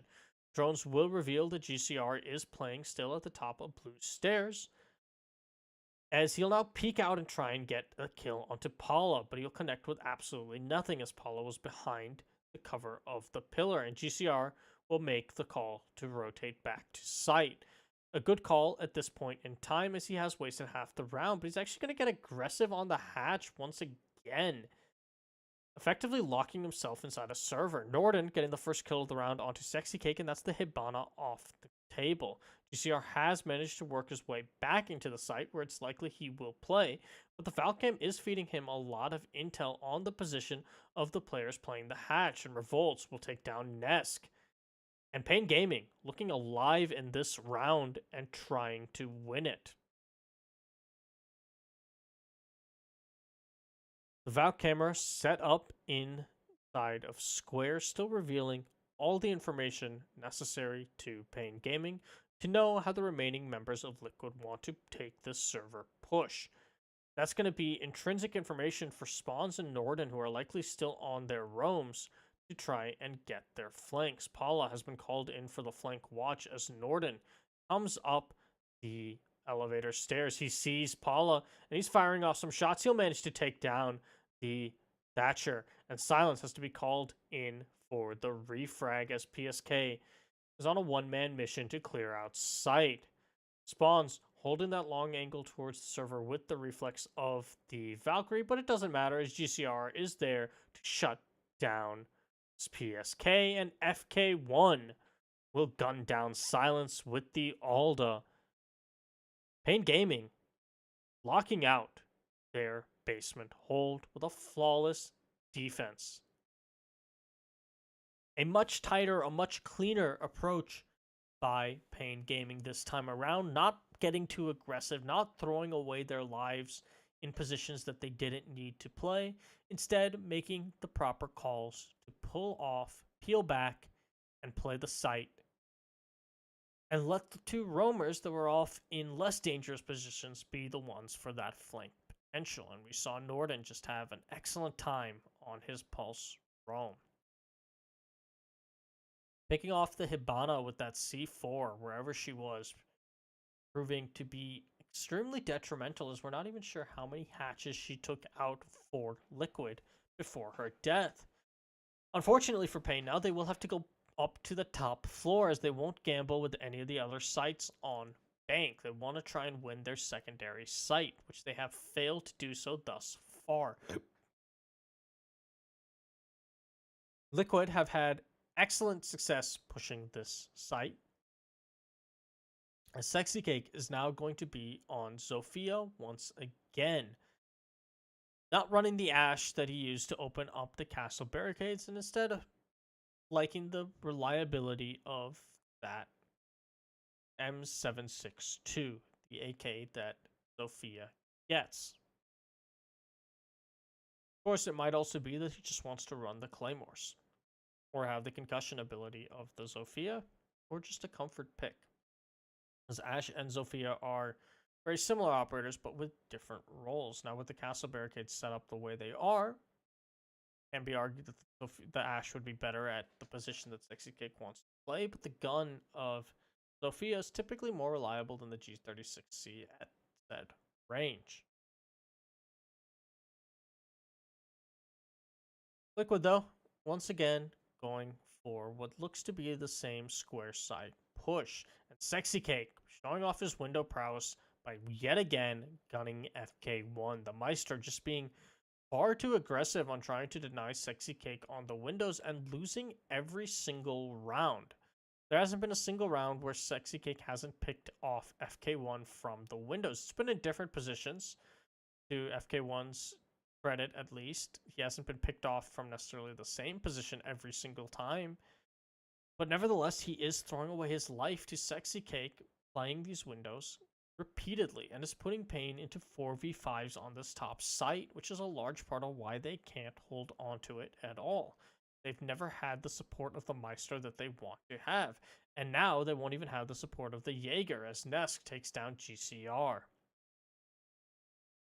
Spawns coming up from blue stairs on a server, trying to go for a flank onto square. He checks open area, doesn't see any players in there, and he sees the head of the Thermite and is able to down the player. He'll throw out a C4 to confirm the kill as Revolts picks up one onto Nesk. That's Silence and Nesk taken down, putting things back in a 3v3. The position that Pain Gaming needs to be in if they want to take this match. Revolts now getting aggressive onto square. Once again will gun down Paula, and Diffuser will once again be dropped outside of the site. PSK does drone out the position of one player. I believe that's the Castle of Norden, who rotated down towards the teller's side.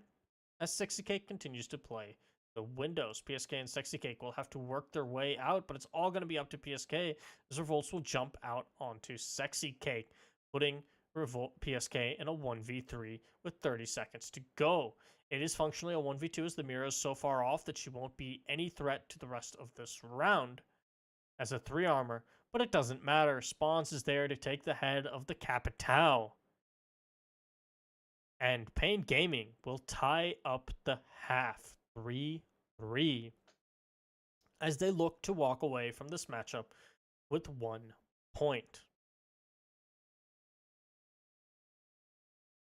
We're seeing the same strats be used over and over by Liquid, which is ultimately a reflection of the roster swap they had to make because of Zig's retirement.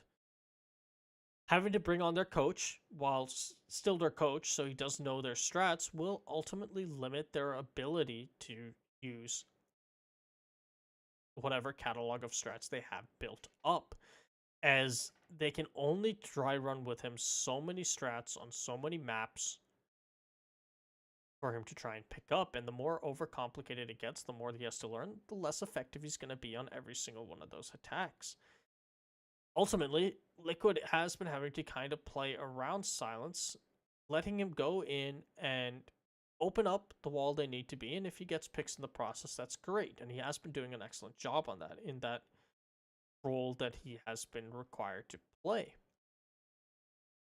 But at the same time, he could be the best Thermite fragger in the world, but as a new player to the roster, it's going to take time for him to adjust and adapt into whatever strat book has, which is why they've had such one-dimensional approaches, really, for the majority of their attacks. It has been working against a team like Pain, in large part because Nesk has been so intrusive on Pain's presence, but at the end of the day, if they're not getting picks or if they're getting traded out, it becomes extremely hard because their pushes are so readable, because it's the same thing. And it's not the Empire style of the execution is just phenomenal every single time despite using the same strat.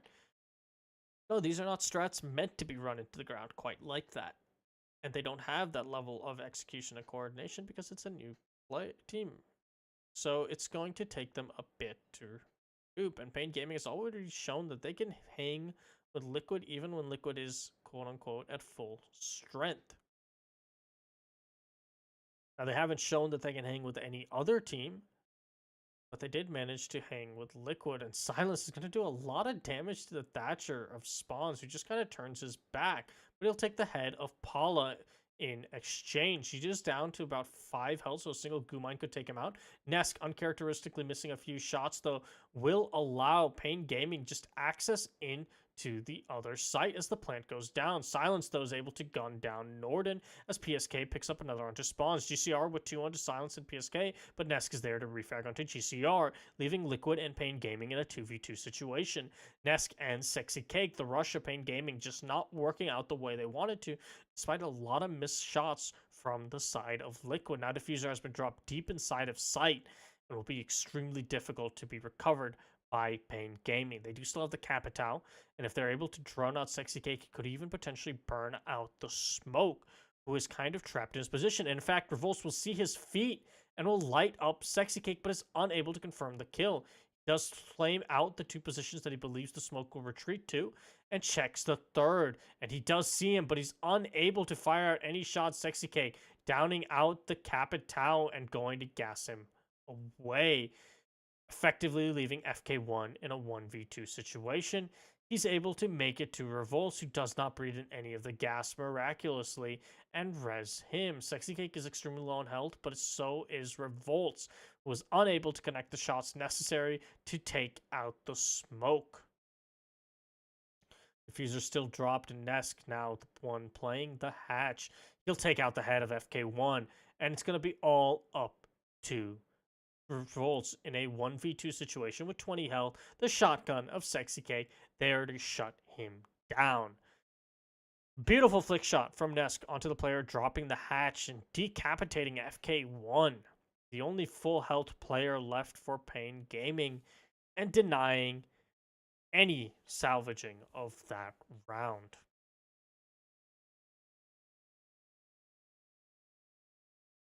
Spawns with a beautiful headshot of his own there, ultimately giving Pain Gaming a chance, but Liquid able to react to the rush in time to do what needs to be done to put things in their favor. The danger of that sort of vault drop rush side of things, pushing in from the garage side and just rushing onto the B bomb site, is if you drop Diffuser in there, it's a nightmare to recover. As opposed to potential rush that is much harder on the A site side of CCTV, but at least there, if you die and drop Diffuser, it is much more recoverable. And Pain Gaming just unable to recover that. Revolts came close. Had he been able to connect those shots onto Sexy Cake, we would have seen Nesk into one of those 1v2 clutch situations. But Nesk is a player that does thrive on those kinds of clutch situations, so it still wouldn't have been a done deal for Pain Gaming, but it would have been possible with 2 members to push Nesk and hope one of them can get the trade.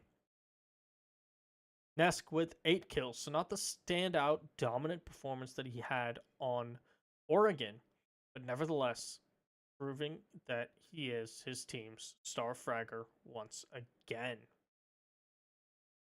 Not wanting to be outshone by Psycho earlier in the day, who granted was even outshone by his own teammates today, especially Julio, who stepped up and had a 1.83 KD throughout those 2 maps last game. An insane showing from Julio, but that was the previous game, as we now go back to Liquid versus Pain. GCR is going to be the one tasked with playing these north windows on the Repel, using the Buck with the frag grenades and the extremely powerful weapon that is the C5, C8. And he'll actually get a nade onto Sexy Cake. That's the smoke off of the board. A huge pick for Pain Gaming, as the primary anchoring force for Liquid has been lost. Nesk, though, playing extremely aggressive inside of the lobby onto any possible repel up the west side. The player won't come up to expose himself to Nesk just quite yet. Silence is going to be tasked with holding on to where GCR was positioned and will get the kill. FK1, though, will return the favor to Paula, and that's the dock off the board. So we've lost the buck for the dock.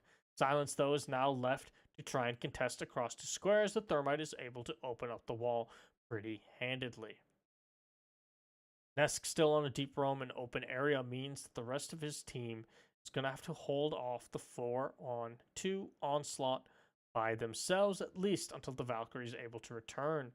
But being watched from above means that she can't even go up the main skylight stairs. Silence will get Norden, but FK1 will be there to shut down Silent as Nesk now tries to finally push his way up. PSK, though, winning out the gunfight against FK1 means it's still a 2v2 as he drops away from the site and tries to rotate over to square skylight stairs. Nesk still scared of pushing up because a player might be watching the skylight, but Revolts has now given up the angle. As PSK and Nesk are both way off site, but only 34 seconds left for Pain Gaming. Nesk, having now finally pushed his way onto the second floor corridor, could peek out and try and deny this janitor push that Pain is going to be forced into at any moment now based on the positioning of the diffuser. Nesk sees the player. He goes for the headshot and Revolts will fall, leaving it all up to Spawns, who takes down PSK. It's Nesk and Spawns in a 1v1. Both players' positions are known. Can Spawns, though, get the kill onto the Valkyrie? He knows where she is. He's got 1 second, and he manages to land the headshot at literally the final second. Pain Gaming winning out that round, not throwing away their 4v2. Impressive showing from Spawns there to clutch out the round, taking down Nesk at the final second possible. Isolating, figuring out where the Valkyrie was, and then just going for the kill. A hipfire headshot there to finish out the round. Not that he needed the hit shot, but it helps pad his stats. Pain Gaming are going to be thanking their lucky stars that Spawns was there to keep them from throwing their man advantage and actually winning out a round that they should have won from the moment they took down Sexy Cake on the smoke. Silence and PSK holding down for as long as they did should never have happened for Pain Gaming once they were in effectively what was a 4v2 execute on site. Nesk was far and away removed from being able to do anything on that round just from the pressure player potentially watching the skylight. Now, of course, there was a player, so it was a 3v2 for Pain Gaming, but regardless, with that number of bodies, Plant should have gone down. However, regardless of how they pulled it off, Pain Gaming will take the round. Spawns can get a victory lap later. They still need to chain together 3 more if they want to walk away with a point. Liquid, 3 more will give them 3 points. 2 more will give them 2 points. Nesk once again setting up his own intel for a possible garage runout, as it looks like Spawns might be aware of a player likely playing inside of the garage. He'll spot out the black eye, as that's going to be shot and taken care of, as now Nesk will be drawn down himself, preventing him from running out on any player on the west side rappel.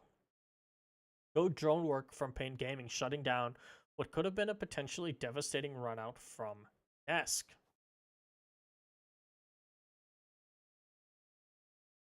That said, Nesk will still be on the board, try and contest later in the round.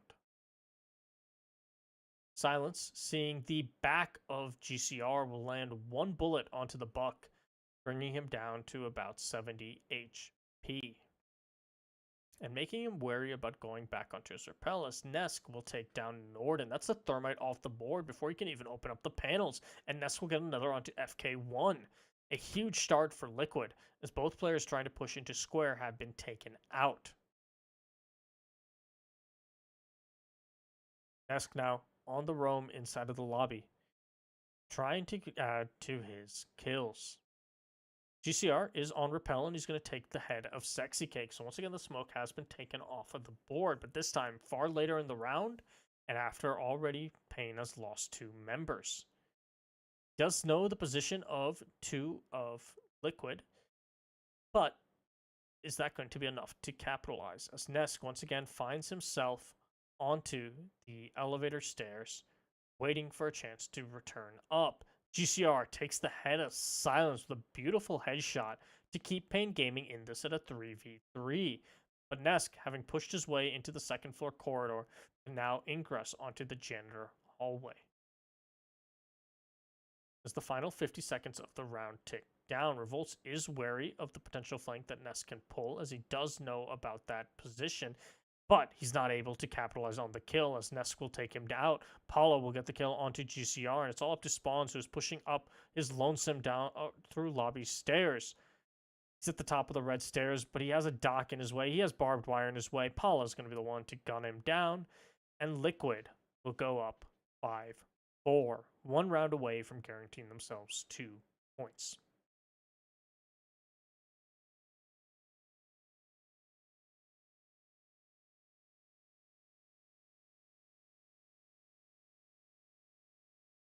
Pain Gaming just ultimately not being ready for the aggressive peaks of Nesk, which is surprising considering how well they were able to drone out his position early on, but then just lost it.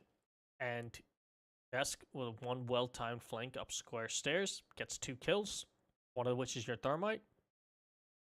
When your approach has been a square take every single time, at that point the round is lost for you. GCR tried to recover it.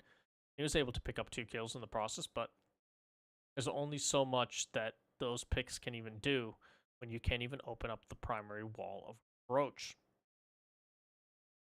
Liquid is going to have all 4 of their members completely vacate the basement for this basement hold as they now go for the rest of their setup. Sexy Cake will finally return after shotgunning out a hatch and taking out part of the wall, I believe, but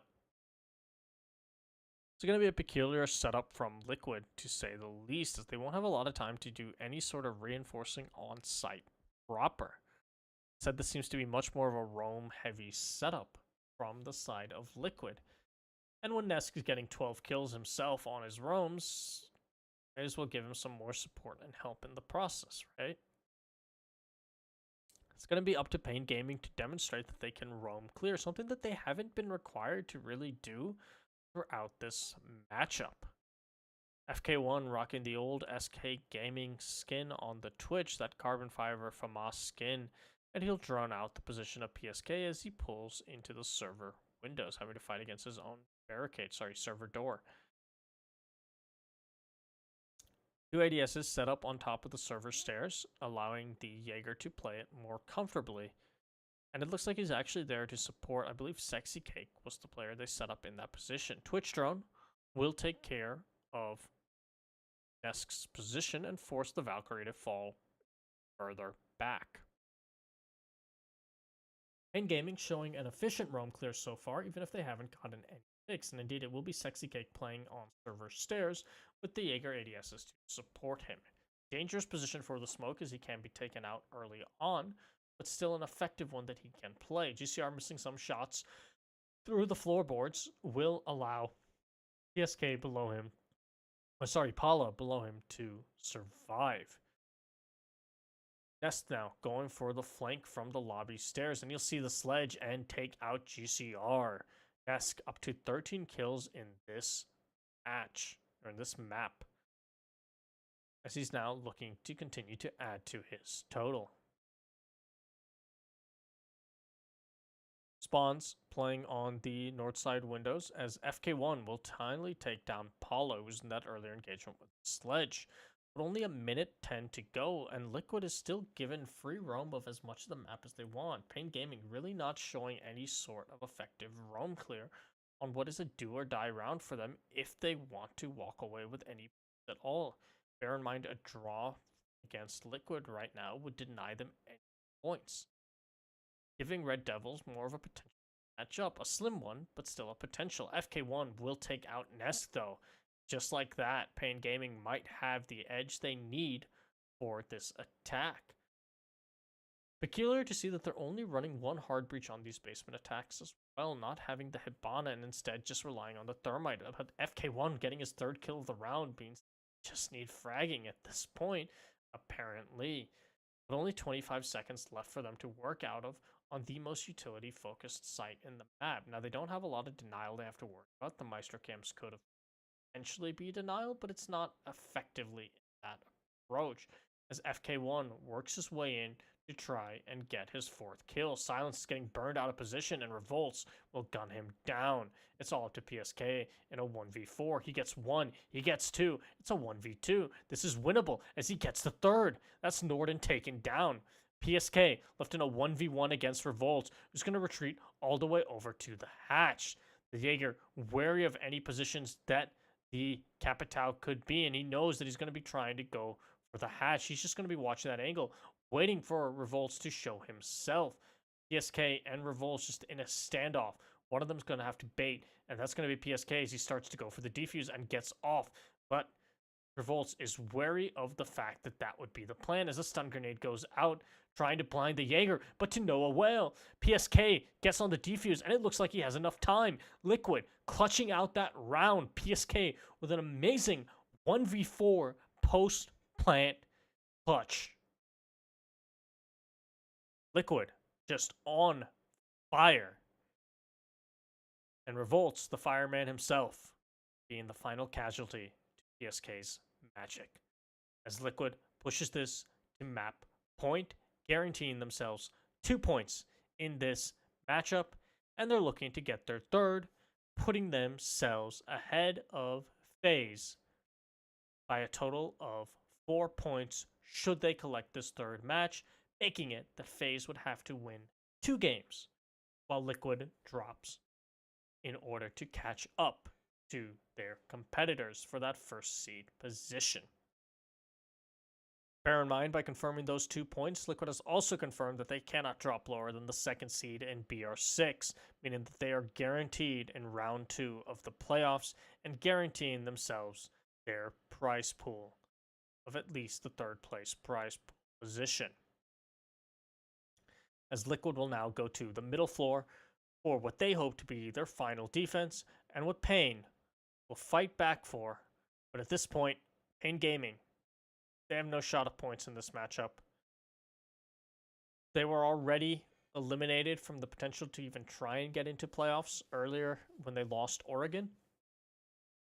There's not a lot left for the team to play for except for pride and trying to upset Liquid's chances at something once again like they did in Latin America Pro League.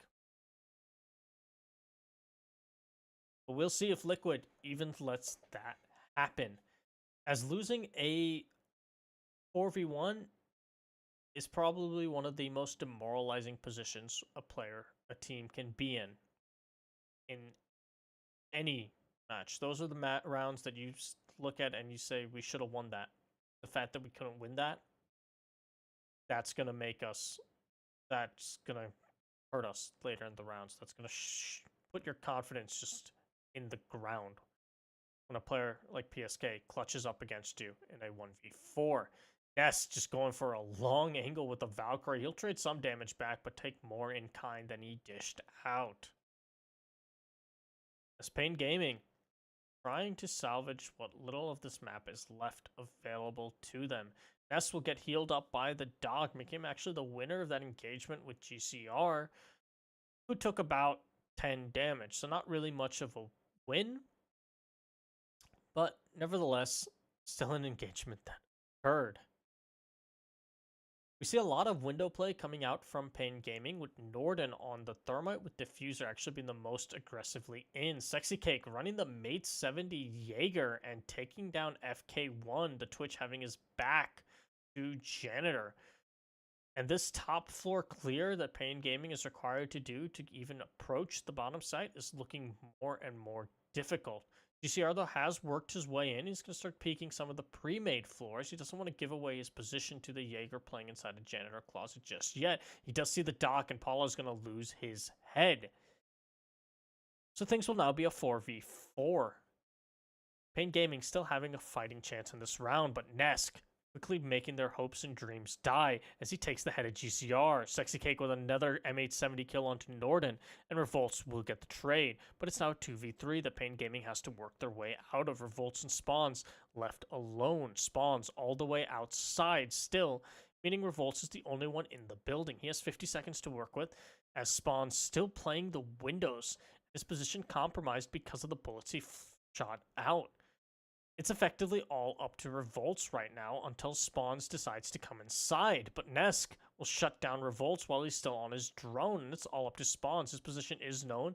They know he's going to have to likely push from this front lobby door. Spawns is trying to get an angle on the Valkyrie, and he's going to see her beats, but it won't be enough as Nesk will Kobe a Nitro Cell from across the way to take down Spawns and give Liquid the full 3 points, putting them 4 points ahead of Faze Clan, solidifying their position at the top of BR6 right now, and denying Pain any getting points whatsoever in this matchup.